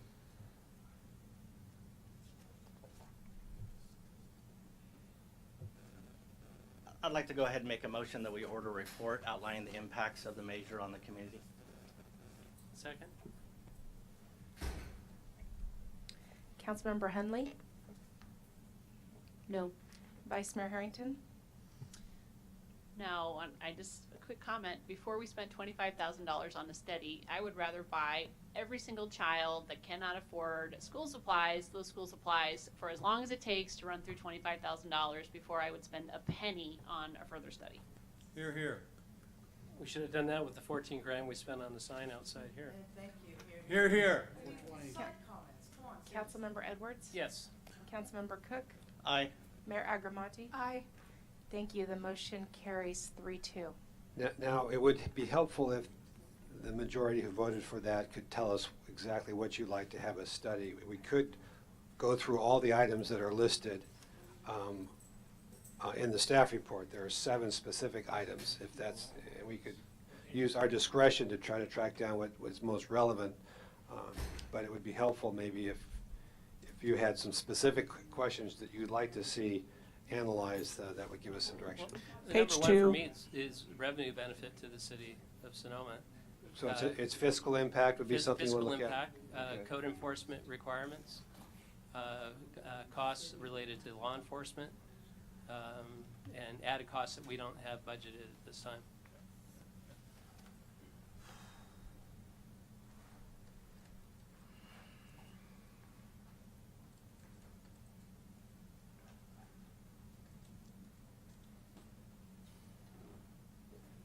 I asked Councilmember Cook, I'm looking at agricultural lands, open spaces. Are those of concern with respect to cultivation? And I'm not a farmer. I don't know how to answer that question. Our city is so small that most of the agriculture happens out in the unincorporated areas. But I do agree with everything that Councilmember Edwards just said, on my opinion.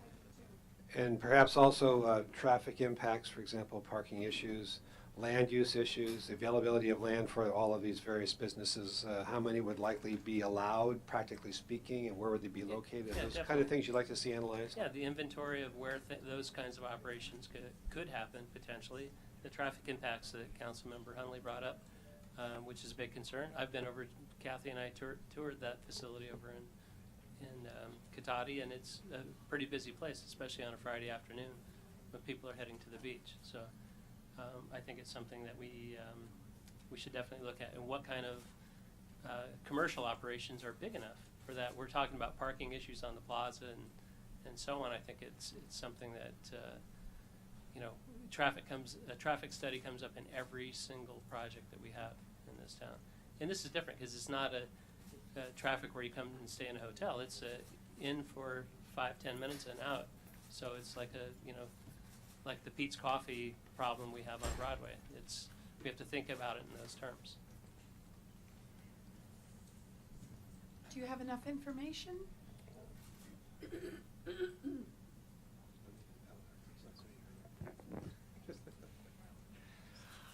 Kathy, do you think you have enough information that we can prepare a report that would be of value to the council?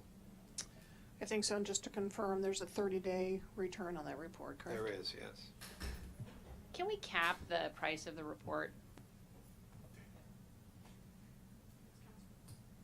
Council direction on what you would like to do. I mean, we have not spoken to consultants to determine availability or anything, so part of what you run into at this point is trying to find someone, and it may end up having to be even two firms. You do this and you do this in order to turn it in the time frame of the 30-day requirement. So that's part of kind of the range of that, of what we were speaking to as well. Councilmember Edwards? Kathy, is there an opportunity to use the folks that we've used in the past? Because they've worked on some of this information, but to get more specific on some of the issues that we're talking about? Potentially, and I asked them if they knew of other folks, so they could give us other names as well. So yes, their Community Services was involved in providing some general information. They've not looked at the initiative at all, so that would be new work for them. Thank you. I'd like to cap it at $10,000. I would make a, yeah. Yes, you can. No, I'd like to make a motion that the study, the cost of the study not exceed $10,000.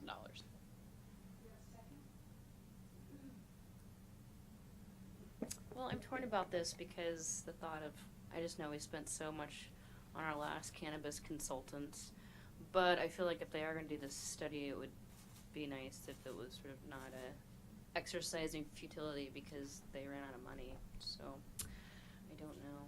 I don't know how much of a legitimate study you can do for $10,000.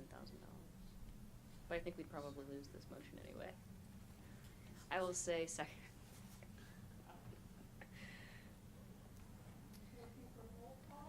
Councilmember Henley? Aye. Vice Mayor Harrington? Aye. Councilmember Edwards? No. Councilmember Cook? No. Mayor Agramonte? No. Thank you. The motion fails 3-2.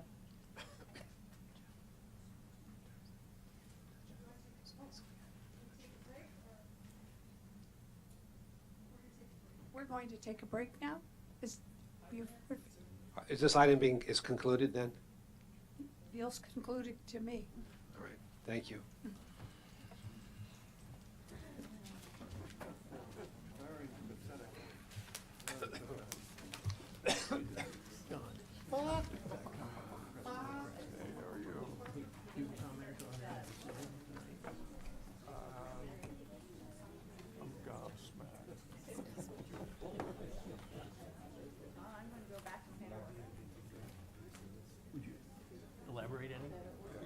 second. Unbelievable. What a bunch of.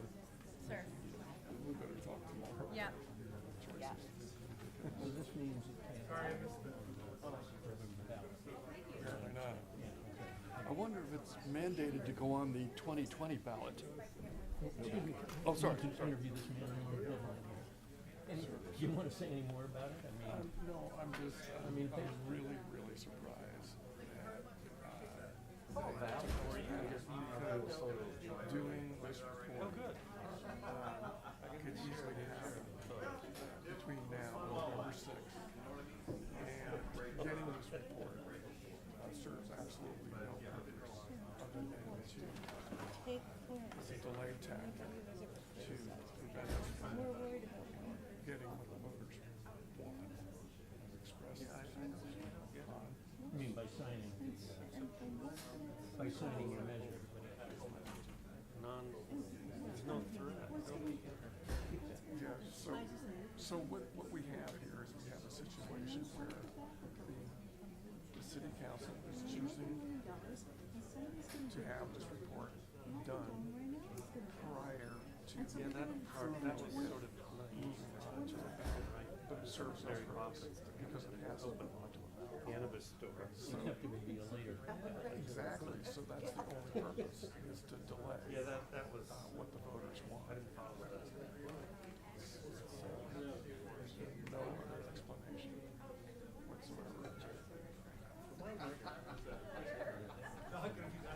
And it's a sad day. And you were intending to open the dispensary. We would like to. Well, let's put it this way.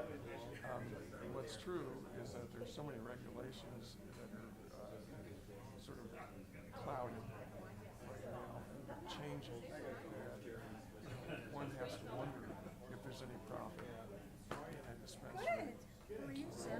So right now you're Me rethinking? too. No, I'm not rethinking. What I feel is that we need the opportunity to get the locations to get the job done. But, you know, So it is your intention? yeah, Would be. we'd like to, yeah, but we're not restricting it to ourselves. We're creating opportunity for the industry and limiting it to just dispensaries. We don't actually know each other really, but we've met, yeah. So your measure would allow all. Yeah, because they all have to work together. You have to get tested, you have to get distributed, you have to transport. I really don't like It's like having a doctor's journalism. complex, you know.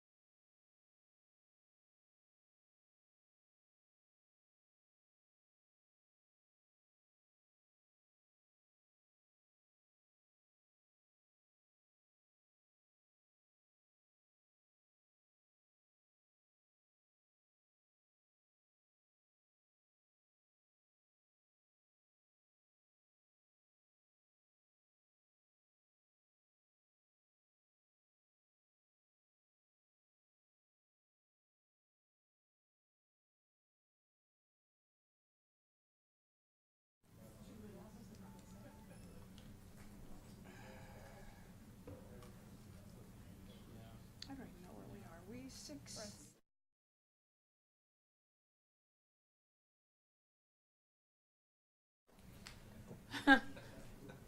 I'm opening the council meeting. Thank you. And from our city clerk.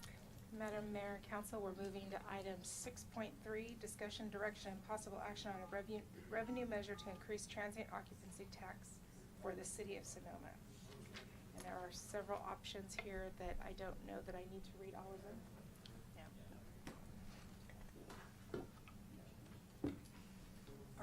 We're okay with that?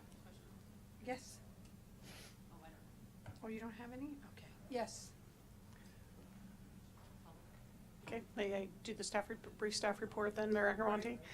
As council is aware, in early 27, we received a letter from a group of hoteliers who recommended that the city move their TOT from a base rate, what I call a TOT rate, from 10% to 12% because most all of Napa County agencies and kind of almost a majority of Sonoma Valley agencies, in particular those that we compete with for when folks are looking at where to come, or already at 12%. And so council was unable to entertain that in 2017 because we can only put a tax measure on, a general tax measure, when council members are running for election. So we've talked about it as part of the 17 and 18 budget, and council asked that we bring a resolution forward to consider for the November ballot. There's background and staff report about the difference between a general and a special tax, which is outlined for your background. And I think some of the important things to understand here is council has an option of how you want to structure this. I'm sorry. So again, our transient occupancy is a hotel tax, and if the council wanted to increase that, a 1% could generate about $375,000 a year, 2% about $750,000, and 3% about a little over $1.1 million. Those numbers may be a little low based on, but we've had 2 years of both with the fires and some of our major hotels doing some renovations that have, I think, softened some of that collection. One of the issues that, as we've talked with the hoteliers, that they've raised is there's, as council knows, a low season and a high season in the TOT coverage. So like on some of our higher months, overall, the TOT plus the 2% TID, we could be generating $450,000 to $550,000 in a month. But those January and Februarys were under $200,000. And so part of what happens in that off season is group sales. And again, our larger hotels have, the 3 largest do have conference centers, and that's part of what they use in market. Roughly about 30% of their overall revenue base, I've been told, is from corporate, and 70% is leisure. So that corporate rate is a mix of what they're looking for. And so that's, as we think about increasing the TOT, looking at how do we kind of stay even, hopefully, with our those folks we're competing with, but not potentially go too high that we go above and potentially are charging more than, for example, Napa Valley agencies. So staff has prepared kind of 4 different options for council to consider that are outlined in the staff report. One is just to take the TOT to 2%, make that effective January 1. Very simple, straightforward, and that would bring us even with kind of the rest of our competitors in the North Bay. The other option would be to increase it 2% in January 2019, and then maybe do another 1% effective July 1, 2020, so kind of 18 months later, so you set a hard date. The option I'm recommending is to increase it 2% January 1/19, and then put a 3%, get authority from the voters to go an additional 1% within 5 years, so that you can determine, the council can determine when you want to do that based on what's happening in the market. And part of the reason for that is right now, other than Healdsburg, the highest TOT and TID is 14%.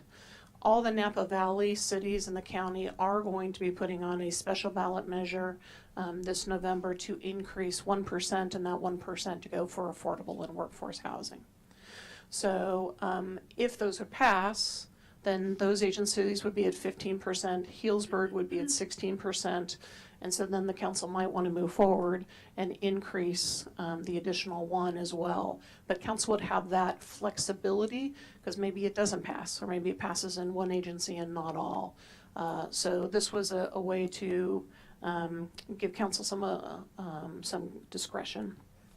Your other option would be to take one of the prior versions and marry it with another special tax. And that would mean you would have to have 2 tax measures going to the voters, and you could do a special tax just for affordable housing and workforce housing, such as 1%, but that does take 2/3 to pass. So staff is not recommending that because for a couple of reasons. One, if you have 2 tax measures on, sometimes it degrades and causes confusion, and folks may pass one and not the other, or they don't pass both. And when the voters are going to have a long ballot, and they might just get tired and they say no to everything. The way the ballot measure has been written, that's in the draft resolution for you to consider, and I'm going to read this one. It focuses on what I call core city services, but it also includes the issue of affordable and workforce housing. And that is the other reason, I think, to have one measure that allows the council the flexibility of where to set the amount. As a local government, our core business is police, fire, code enforcement, public works, infrastructure. Traditionally, we've been lucky to have redevelopment and over $1 million we could put into affordable housing. We don't have that anymore. And while I think housing is an important part of what cities can do, I would argue that we need to make sure we've got enough money to handle our core services first. So what it allows you to do by having one general tax measure that requires a 50% that you can use for any general government service, you can use that for housing as well, but the discretion rate remains with the council because you don't know what you're going to face in the future, and you may want some flexibility. So in terms of the actual language that is in the proposed resolution for the ballot measure, it would read, to provide funding for infrastructure and general city services, including but not limited to police, fire, emergency preparedness, streets, parks, and open space, and recreation, plus affordable/workforce housing, shall Sonoma increase the transient occupancy tax, hotel tax, rate by 2% effective January 1, 2019, and authorize an additional 1% increase by January 1, 2024, estimated $1.125 million annually, all funds used locally, and increase the city's appropriation limit for fiscal years 18-19 through 21-22 for the amount of the increased tax. The other item is, as council is aware, there are restrictions in terms of revenues that can be utilized and spent. One of those items that's in the California Constitution is called the GAN limit. And every year cities have to go through and we have to look at our general purpose revenue, and we have to look at how our revenue, how our population and other factors have increased, and there's an analysis that gets done to see what is the maximum amount of revenue. For Sonoma, that gap has been shrinking. One, we have a 0.5-cent sales tax, which is augmented and is general purpose revenue that is within our GAN, within the GAN limit, and not above. Number two, we are a tourism-based economy, so we have a much higher TOT collection than we would typically, just a city of almost 11,000. So what that means is we start to bump up against that limit, which is really based on CPI and population. So for example, in the town of Yountville, they've had to go out every 4 years. If you have to formally increase your GAN limit, you have to go to the voters every 4 years, and they've gone out 5 times because of the type of kind of revenue base and community that Yountville is. So within this, increasing the TOT tax, whatever amount you all want to increase it, we will need to have language in to have it, this increased tax, be able to be collected and be above the GAN limit. I just think a few other things I would say. We did reach out and talk to some of the B&B folks, some of the boutiques and the hoteliers. Again, 2 years ago when this came forward, all the major hotels were supportive of moving to the 2%. We've had some change in managers and new folks coming in, still trying to kind of get a sense of the market. And there definitely is a desire, I think, little bit of a blend, but I would say majority of the hoteliers were supportive of going to the 2%, but worried about going much higher. We did talk, Mayor Hundley had an idea of doing a variable rate, kind of a, Councilmember Hundley, of doing a lower rate for TOT during the off-season and a higher rate. We did talk to the hoteliers about that, but with their computer record system, they felt like that would not be, would be difficult for them to do. So that is a very brief overview. I think the staff report laid out a variety of things, and there are options for council to consider, and really it's a pleasure for the council of what you'd like to do. The options that are outlined, again, you could go higher if that's the pleasure of the council as well. The resolution also, I do want to say, does lay out whatever you would propose to do and approve, whatever kind of taxing structure. It does outline the issue of preparing ballot arguments for, and gives that authority to staff working with the mayor to determine who would be doing that and to respond on any ballot arguments. So with that, I will stop and take any questions from the council. I have a question, but are there any questions from the council? David? Yeah, I do have a question on the 1%, if that's at the council's just, I guess, direction or discretion. How does the timing look at that? Let's say that it's April and the council decides to bring that. When would it be enacted? How long? I mean, there must be a grace period. Well, I think that is not, the grace period is not articulated here. Typically, I think we would want to be able to give some notice to the hoteliers. Maybe it's a 60-day, 90-day, something like that. It's not written in the draft ordinance at this point, if that's something council wants to do. But at this point, the way it is you would have the discretion of determining when do you want to implement and giving whatever kind of notice timeline.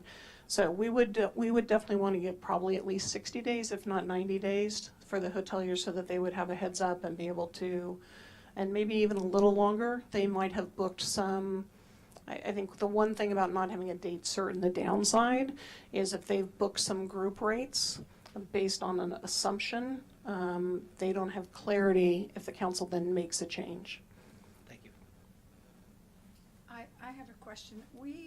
I think I forwarded this on to you, Mrs. Capriola, with respect to short-term rentals, and I think the gentleman asked if there's a way that they don't have to have the higher TOT, and how does that fit into our discussion? So I guess the council could decide you want to exempt vacation rentals. All your vacation rentals basically are subject to the same TOT that anyone else. There are about, I want to say 45, 46 grandfathered vacation rentals in town. We don't allow Airbnb and those other options. They are, I think we consider them part of our rented rooms. And the other agents, the other cities, I don't think are exempting any of them. I know we've had some conversations as part of budget. We've put some money in to help hire a firm who's got kind of much better kind of Google Analytics system to look for those illegal vacation rentals that may be in town, so we can make sure that they are not operating illegally. So, and has that, because I think the issue was that, and then also, that they were trying to stay with the course with respect to TOTs, but the ones that are illegal, I just need some assurances that if we've moved ahead, if we've actually hired a company, what is their success rate? So I don't have that information with me tonight, but there's a couple of firms that do this. One firm I know, I think the same firm has been hired by Napa and Petaluma, and they have been very successful in identifying illegal vacation rentals. They then provide the information to your code enforcement city staff, and then you can do the follow-up. So we, as council knows, this was just approved in the July budget. So we've not followed up now to start, but that is one of the projects in August to reach out and start doing a review of there's about 2 or 3 firms that are doing this, and then figuring out who we want to hire. So, and if I understand, by passing the TOT, I mean, it doesn't seem as it would be advisable to add the addition of, for housing or anything like that. I think that's really important to me, but once the the measure passes, I assume it will, there's a mechanism that we could jump in and take a look at those issues. The only thing, I guess, and possibly Councilmember Hundley could comment, it's like, what do we want to do? We don't have enough money to fund a project, but we will hopefully be able to get money to do something, and we just don't know what that something is. And I would look to the council for that advice. But I'm interested in, I can only say for myself, interested in funding something from possibly TOT, and I don't know what that is. I just know that it's something that I think that Councilmember Harrington has discussed as well, and I think it's just, we have to have that on our back burner. Yeah, so housing has definitely been a goal of the council, and it's one of the new an ongoing goal. You have appointed Mayor Gramonte and Councilmember Hundley to be on an ad hoc committee to work on housing, and part of what council talked about in our last goal session was to do some community meetings, education sessions, where we bring some folks that are doing creative things maybe in the broader Bay Area, and we look at what are things that really could fit and be effective, both short-term, medium, and long-term for our community to try to increase both affordable and workforce housing. So those efforts and those committees, as council knows, will be, I think starting first thing this, kind of late August, fall as we move forward. Are there any questions from the city council? None? I will take this out to the public for comments. Good evening, Council. Larry Barnett, 637 5th Street East.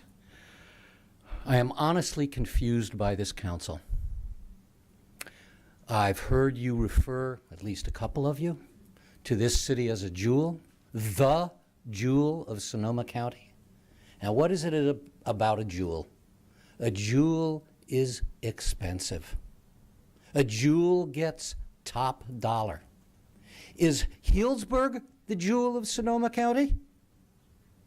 It's getting 14% TOT right now. Is Healdsburg better than Sonoma? Does it deserve to get 14%? Or should I say this? Is Sonoma so inferior that it can't match Healdsburg? Our park is 8 times the size of the plaza at Healdsburg. It's 8 acres big. We have a history of being the birthplace of the state of California, right here. Healdsburg doesn't have that, but I guess Healdsburg has decided that it's so attractive, it's so valuable, its experience is so attractive that it can get a 14% TOT. But apparently, you don't think Sonoma's worth that. You don't really think Sonoma is a jewel. You're timid.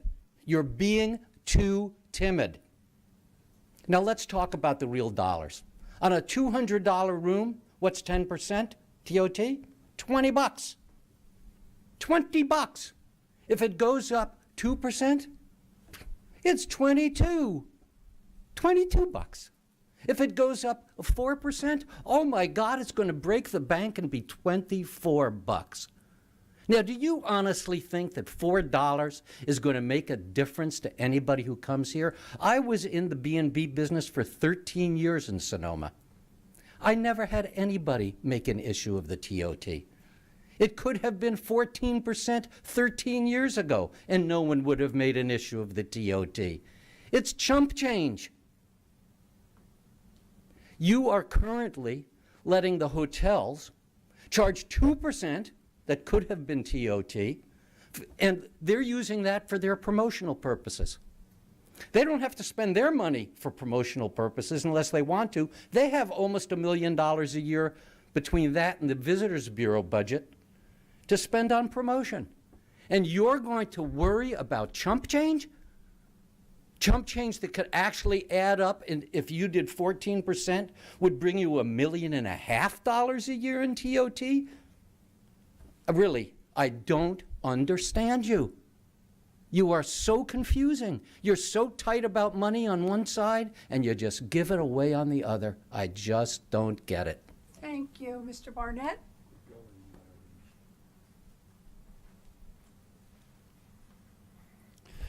Good evening again, City Council and City staff. I would encourage you to go for option 1 and then also option 4, but I would bump up option 4 to 2% so that you would get some dedicated money for affordable housing.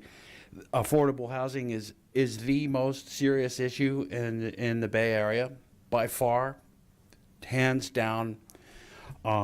This is the opportunity to do something for it. There's been a lot of talk, redevelopment money. I think that we should pass a measure to say stop saying we don't have redevelopment money anymore, because we know that already, and that's getting kind of tired excuse. And we've had enough time to deal with getting some replacement money. So here's an opportunity to do that. So I think Mayor Agramonte's comment about what are we going to use it for is a really good one. And so you're going to get money for affordable housing. Well, what and where in town that needs to be specified in zoning, in the development code and the growth management ordinance of where you're going to get that housing here in town. So if you, and so you had the budget before, you had an opportunity, the police and fire take 50% of the budget. You had an opportunity to cut the police budget a little bit and maybe take some toys away from them.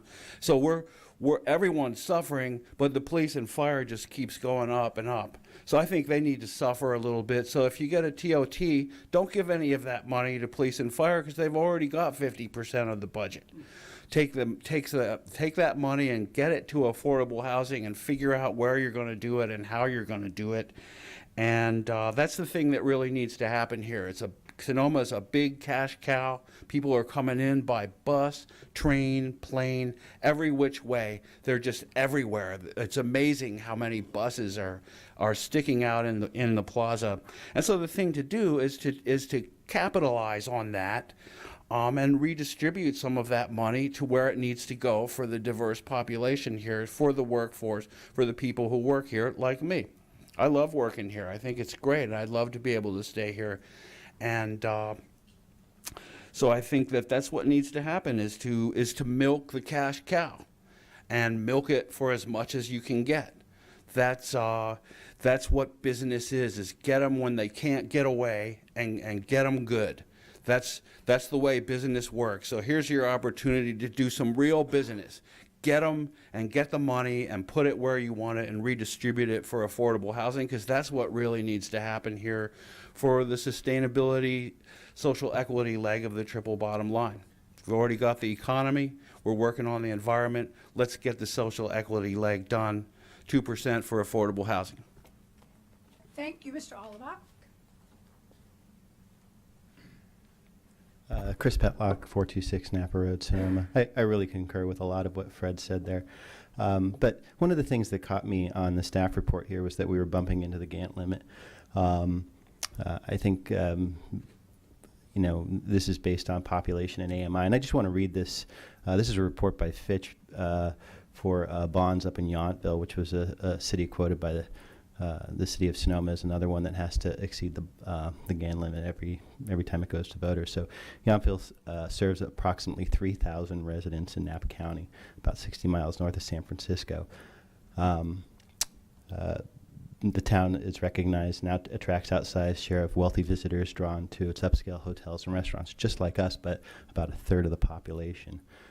So they really don't have all these other tax resources that we might have going into the city. The town, with a moderate fixed cost burden, has demonstrated a solid ability to manage spending at times of economic decline. On average, its growth spending is likely to be below revenue growth over time. I don't think the city has demonstrated those same characteristics.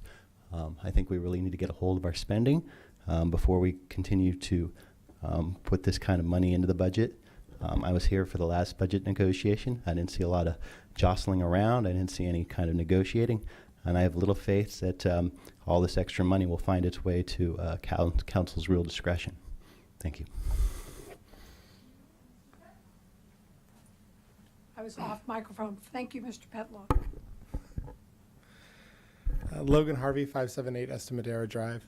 I'd like to echo the comments of both Fred and Larry. I really don't see why we would be worried about increasing TOT 4% or even up to 5%. There's a very low chance that somebody would back away from coming to Sonoma, staying in Sonoma because of an additional $8 on a hotel. I know that for a fact that there are hotel rooms that are going for over $400 in town. And so if you're spending $400 on a hotel, an additional $8 is really not going to bother you at all. You'll still come. What we do see in this town and what council's repeated on a regular basis and what everybody recognizes, there is a housing crisis in town. We've seen property values skyrocket. We've seen rents skyrocket. It's squeezing teachers. It's squeezing nurses. It's squeezing people that work in these wineries and restaurants that bring these people to our town. And if we're really not going to be serious about it now, when are we going to be serious about it? When are we going to start generating revenue? And the other thing we've started to recognize is that private solutions and the projects that have come in have not really provided adequate solutions to our housing problem. The city needs to get involved. The city needs to get involved in backing projects or offering things like down payment assistance or subsidizing projects. And to do that, we need to have money. Having money in the from the TOT, having money for the city that's specifically scheduled for affordable housing will allow us the flexibility to make real solutions. And if we don't have as much money, we need as much money as possible so that we can do more. And so there's a lot of opportunities out there. We can't explore any of them until we get the money. And this is our opportunity to do so. This is a great opportunity to make locals feel like the tourism that's coming in is benefiting their town as well. I know a lot of people feel like there's a lot of tourism. They deal with all the problems of tourism. They deal with people who are intoxicated. They deal with parking on the plaza. They deal with this, that, and the other issue, damage to the roads, everything. But they don't see very easily how that tourism benefits the town. And if we're not raising our rates to the same levels or above the levels that are around us, then we can't say that the tourism is really benefiting the town. And I think it's time to take a stand. I don't think that you should have a 1% that's kind of waving in the breeze. I think that creates uncertainty for the hotels. I think you should tell them how much you're going to charge and let the voters vote on it. And that's my comment. Thank you. Thank you, Mr. Harvey.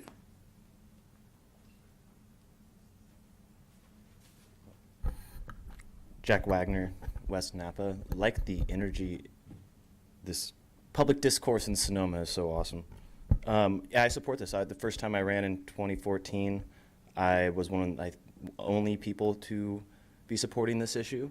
I proposed going up to 15% total, so an additional 3%. I was happy when the hotels seemed open to a 2% increase, and then the next election, all the candidates were in favor of doing this, and so I look forward to getting that money. I agree with, and again, I didn't say it already. I agree with what the concerns are on spending, where the money's going to go to. We should be taking care of our budget already. This should be going to improving the quality of life for locals. I was walking over on 5th Street, and the crosswalks are gravel, or going back to a speaker came up here earlier talking about the roads and coming here and thinking that how are there potholes in Sonoma, California? But yeah, housing's a huge issue. I talked about housing both times I ran before, and so I hope you guys put this on the ballot. I appreciate staff putting together something, and we definitely have to have a conversation about where the money's going to go and how it's going to best benefit this community. And speaking about the TID, I'd love to see a TID cover the Visitors Bureau budget, and then we have more money from the city, but again, that's not really here, so thank you. Thank you, Mr. Wagner. Is there anyone else who would like to step forward?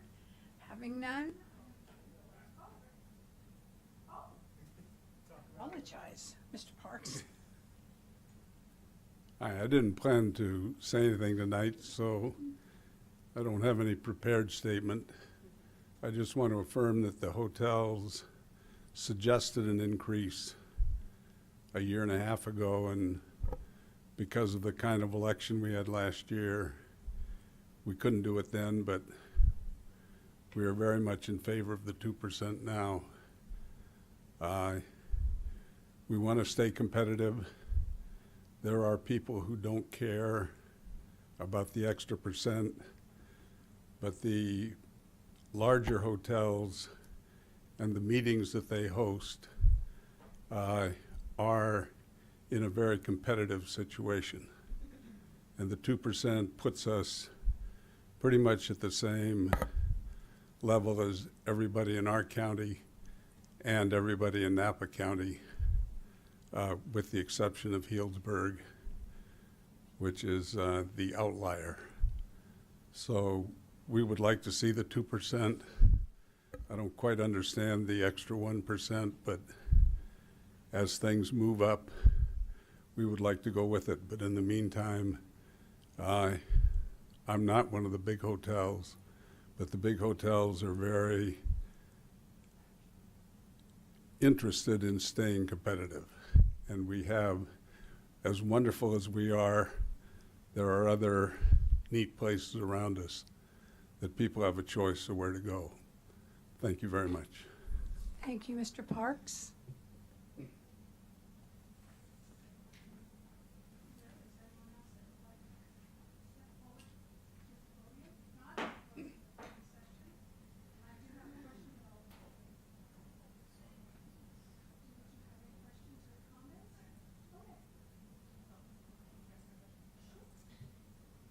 If can the city council pass a resolution dedicating a portion of the TOT increase to housing after the election in perpetuity? You can make a policy decision afterwards. You cannot do it beforehand. Otherwise, you start to move it from a general tax to a special tax. After the election, and after the election's certified, council could, again, do a mid-year budget adjustment and talk about when the funds come in and what you want to do with that. It can't be permanent because any council can make a change and you can't lock the hands of your future council. But I will say that, when you, having been involved with a couple of revenue measures in other cities, the language that you place in the revenue measure kind of holds councils politically accountable in terms of the types of places that you're going to spend the money. But yes, you could do it after the fact. The council can make a policy decision and give direction. And that would stay in place until a council, I was thinking, is it the same thing as our recreation policy where it's like X percent of the budget will go to? Correct. You could make a policy, parameter similar to that. David, do you have a question? Comment? A comment? Okay, and does anyone have anything else? Oh, you can have a comment. Is that what you're saying? Oh, all right. I was just wanted to ask, since Mr. Parks is here, I am lucky enough to sit on the TID board, and what I think is so fascinating is to find out about group sales.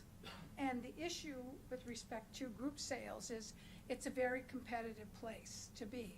And they have to lower their prices in order to do that, if I understand that right, Kathy? So this going higher, as Healdsburg is, I don't know, thank God, they're so successful. But I understand this to be the case, that they need to be competitive, and to go too high on their that TOT would increase, and they could lose. It's really group sales that are of concern with the higher TOTs, not just the hotel rooms, because at the low, I think we can see that example in many hotels here, that they do have group sales. So this is what this is about. It has nothing to do with the rooms. It's the group sales that they're interested in. Right. So, for example, if a corporation's coming in and let's say they're looking for 100 rooms, or 80 rooms, they may be looking at a couple of places in Napa, potentially Healdsburg and here, and they have a meeting planner that's shopping rates. The nice thing is when you are able to capture that corporate business, and again, what we've been communicated by hoteliers is it does get to a pretty thin price point. But when you do capture that business, not only does the corporations, you're booking all those hotel rooms for maybe 4 or 5 days, they're also eating in the restaurants, they are doing other experiences. There's a lot of additional money that gets pushed back in the economy that is sometimes at a higher level maybe than just with pure leisure travel. So that is part of the spin-off that's been communicated in terms of that. Okay, thank you. And I just do have a quick comment. It's kind of interesting when we talk about the loss of the redevelopment agency. It's sort of like this myth of global warming. Nobody believes it, but it's there. It's true. I believe it. And it's not a myth about losing $1.1 million a year for housing. If by this time now, I bet we'd be up possibly past $9 million that would pool in projects. And we don't have that kind of money. It isn't there. And I'm sorry people are sick of hearing it, but you know what? It's the honest to God truth. And if it's maddening for the public, it's worse for this council because we hear, and that's why there's a discussion of looking for ways to find how we in some smaller way can support housing here. I'm sorry. I'm going to continue to say 1.1 million a year is what we've lost. That's a lot of money. That's not money we pull from our general fund every year. So that's my comment.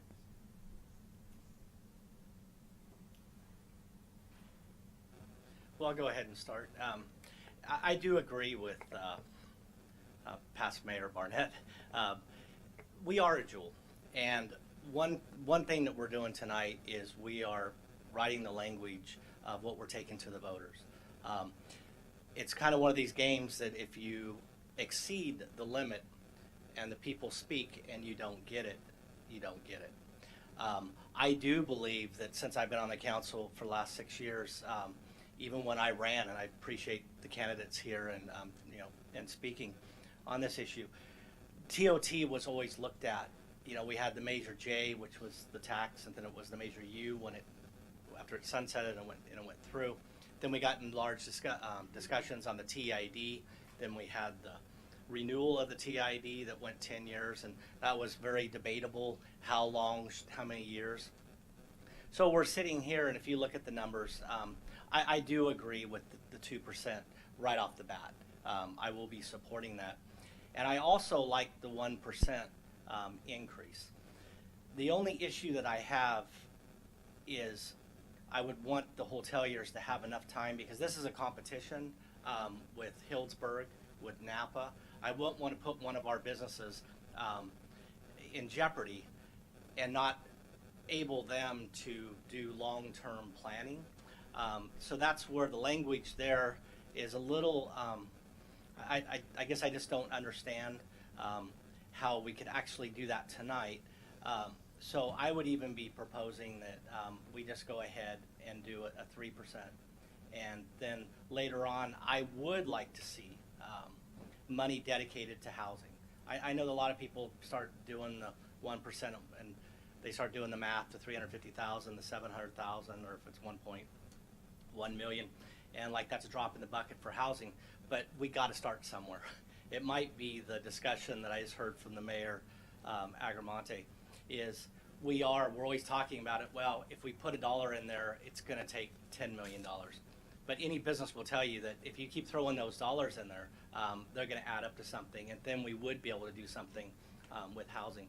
So I could go either way, and that's why I went first, to let my colleagues on the council know that I'm definitely for the 2%, and I am for the 1%. I don't know if it should be discretionary or if we should just go ahead and put that.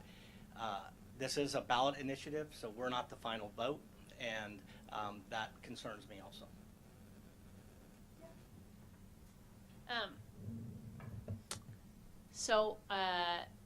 Sort of in response to some of the comments that were made tonight, I don't agree that we should milk the cash cow. I don't agree with that thought, but what I do think is that we should do fair taxation that represents what is feasible for businesses to pay. So I think that for me, a reasonable rate is 14%, and I don't think that's milking any cash cow. I think that's supported in other similar communities. I have a pretty deep concern about the ongoing increasing cost of government. So with regard to a specific set aside for any purpose, I'm not sure that that would be accomplished if it is not specifically called out in the vote on the tax. I would want to make sure that whatever the costs are of government don't just eat up the funds, which I think really need to be put into housing. On a broader kind of thought note about why this is fair, you know, we just voted on a water rate increase for the people that live here, not on tourists, just an increase in cost for people that live here. That's probably about 50%. So we just said that when it comes to taxing the people that live here, 50% is okay because that's what's needed to support the water system. And when we look at the needs of our government, what we need housing, that's one thing. And the second thing we need is we have a pension problem looming. We need funds to pay for that. And so with regard to whether it is fiscally sound and appropriate to say that we don't need these funds or we're not going to ask for those funds, we have a major problem that we have to solve. And so I don't think that it would be fiscally responsible to not put forward the taxation that this city requires to keep functioning at the current level. In terms of timing, it could be that it would be 2% now and 2% in a year to come up to the 14%, so it wouldn't be a 4% increase at one time. But I think going to 14%, and especially when we look at all the measures in surrounding areas, that won't make our hotels not competitive. A second option in terms of competitiveness, I looked at the formation documents for the TID, which was originally meant to replace redevelopment funds. At that time, specifically called out in the language, it said that it is estimated that a 2% TID will generate approximately $500,000 per year to replace the redevelopment funds. That isn't what happened because the profits from the TID have been so much higher. They're $780,000 or $850,000, something like that. The language of the TID allows the participating members to consent to a decrease in the amount of TID. So with regard to offsetting it, all of the participating hotels have the ability to reduce the TID to 1%, and that would allow the net overall to be a 3%. And I think looking at the origination documents, a 1% TID would produce the amount of income that was projected, and now it's double. So I think that's one fair option for how we could kind of make it a 13% instead of a 14%. Another option, I think, is, obviously if the total hotel tax with the TID is 1% higher in Sonoma than in other places, then our hotels can obviously reduce the price of the room by 1% or reduce the cost. They could take a $4 reduction or whatever the price would be. So I think, we're not talking about a zero-sum game where we charge the tax and then they're forced to charge a set room rate, that there's some amount of flexibility in what they can charge. I appreciate that we have a lot of small hoteliers and other businesses, and I appreciate the hard work they do, but it's pretty clear that our hotel tax has lagged behind for many, many years the areas around us, and hopefully that created additional profits during that time and additional competitiveness. But at this time, I don't see any reason why we should be behind every other city or county. There's no reason why we should lag. And that just seems fair to me. So the last point I want to make is that when we talked about Measure U, which is a sales tax, hopefully everybody knows that sales tax is regressive. It's a flat tax. I don't support flat taxes in general. We promised the voters at that time when it was put forward, everyone who talked about it, that we would look for alternatives to this ongoing sales tax. That was a promise the city made. And this right here is a possible way to reduce the amount of this flat tax, this regressive tax.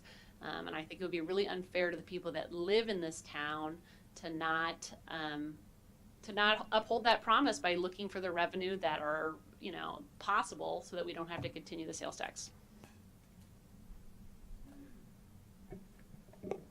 I fully support increasing 2%. I would like to do the council optional 1% before 2024.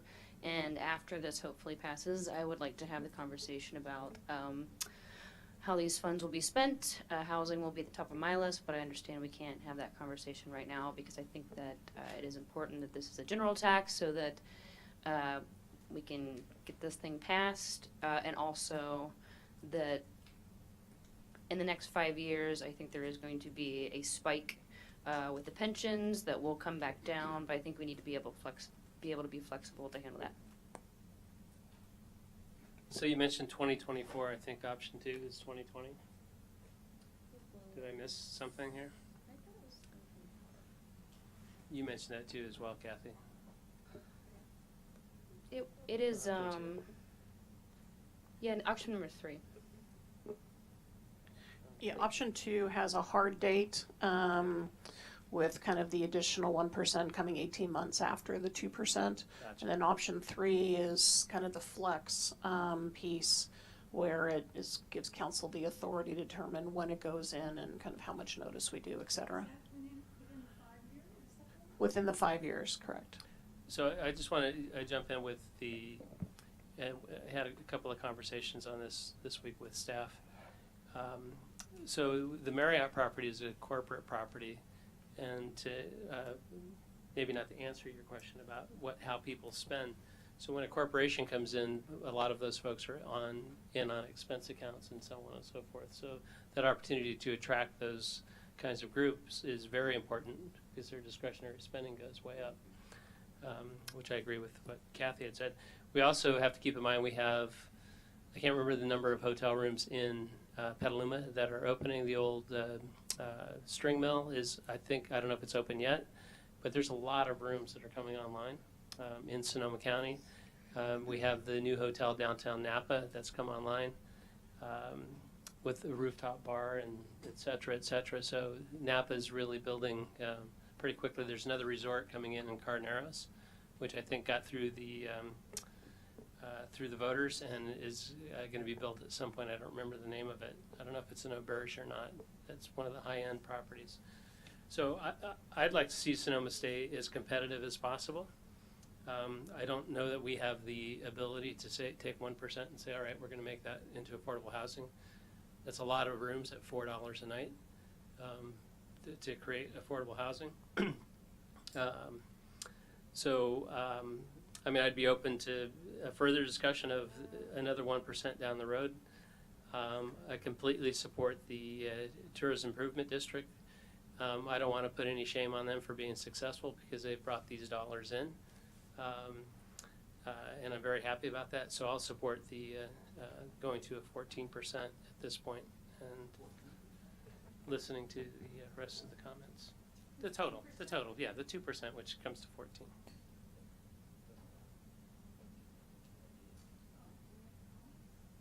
Madam Mayor?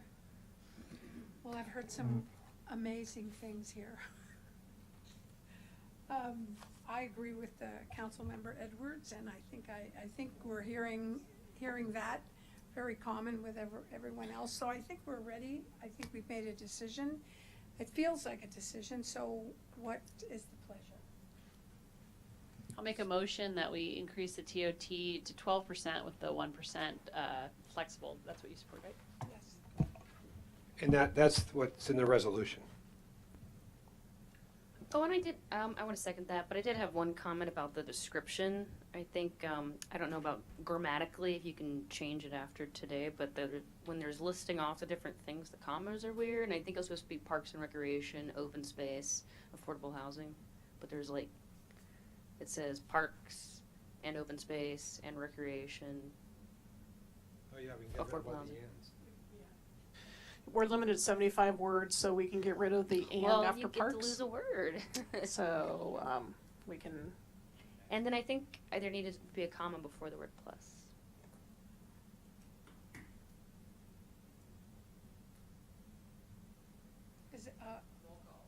Is everyone ready? Okay, roll call, please. Councilmember Henley, Aye. Vice Mayor Harrington, Aye. Councilmember Edwards. Yes. Councilmember Cook, Aye. Mayor Agramonte. Aye. Thank you. Motion carries unanimously.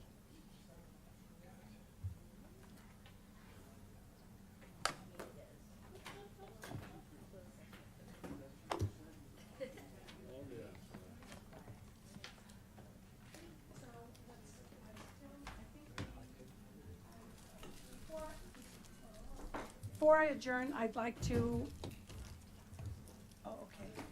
Before I adjourn, okay, I'll let you give the report first. So I had my legislative committee meeting, and we spent a meeting talking about internal business. And currently, there's a policy where it requires a unanimous vote of all members in attendance to support or oppose legislation. There's been a proposal to change this to some other voting threshold, 50%, 50% plus one, supermajority, supermajority. And so some of the representatives wanted to bring this back to their city because they thought maybe their council members would have strong feelings about this. If anyone here has strong feelings, maybe you could let Kathy know, and then we could have a formal conversation about it. It's just some people, it's important to them that it's a unanimous vote because it's coming out with the Sonoma County's name on it. Councilmember Henley, can you just maybe remind council how it works now? Because I think that they need to understand that. Yes, so it's representatives from all 9 cities, and each month we consider pending legislation that's related to specific things, usually kind of local control issues or forms of funding, and we vote to either write a letter of support or a letter of opposition. And the way that the rule is now, it requires a unanimous vote of everyone in attendance to issue a letter, and if one person says no, then there is no letter, unless the group can agree on, some other kind of letter. But so if anyone has strong feelings. So my experience with the Waste Management Agency, we were also at that point unanimous, and I think it got to a point where, look, we're not moving forward when any of this stuff, we need to, so they voted just majority. That's what they did. You can follow up with Patrick Carter, who's the Executive Director of Sonoma Valley Waste Management, Sonoma County Waste Management Agency. So per our policy, Mayor Henley, as a representative of the committee, is bringing something. She could just put this on, but we don't want to put it on if there's not interest. So if people want to just speak to me, if there's interest, I'll schedule it, and if not, she'll know that she can move forward and vote without bringing it forward to council. Okay, so. Any other reports? I also want to remind everyone dedicated this evening to George Zelinsky, Ken Brown, and also Councilmember Harrington. Dedicated this evening to George Zelinsky, and I have some. Dolinsky. Who? Dolinsky. Dolinsky. Oh my God. The King of Compost. Thank you, and I believe at this time, do we have a city manager's report? None tonight, thank you. So at this point, I think we are adjourning this meeting.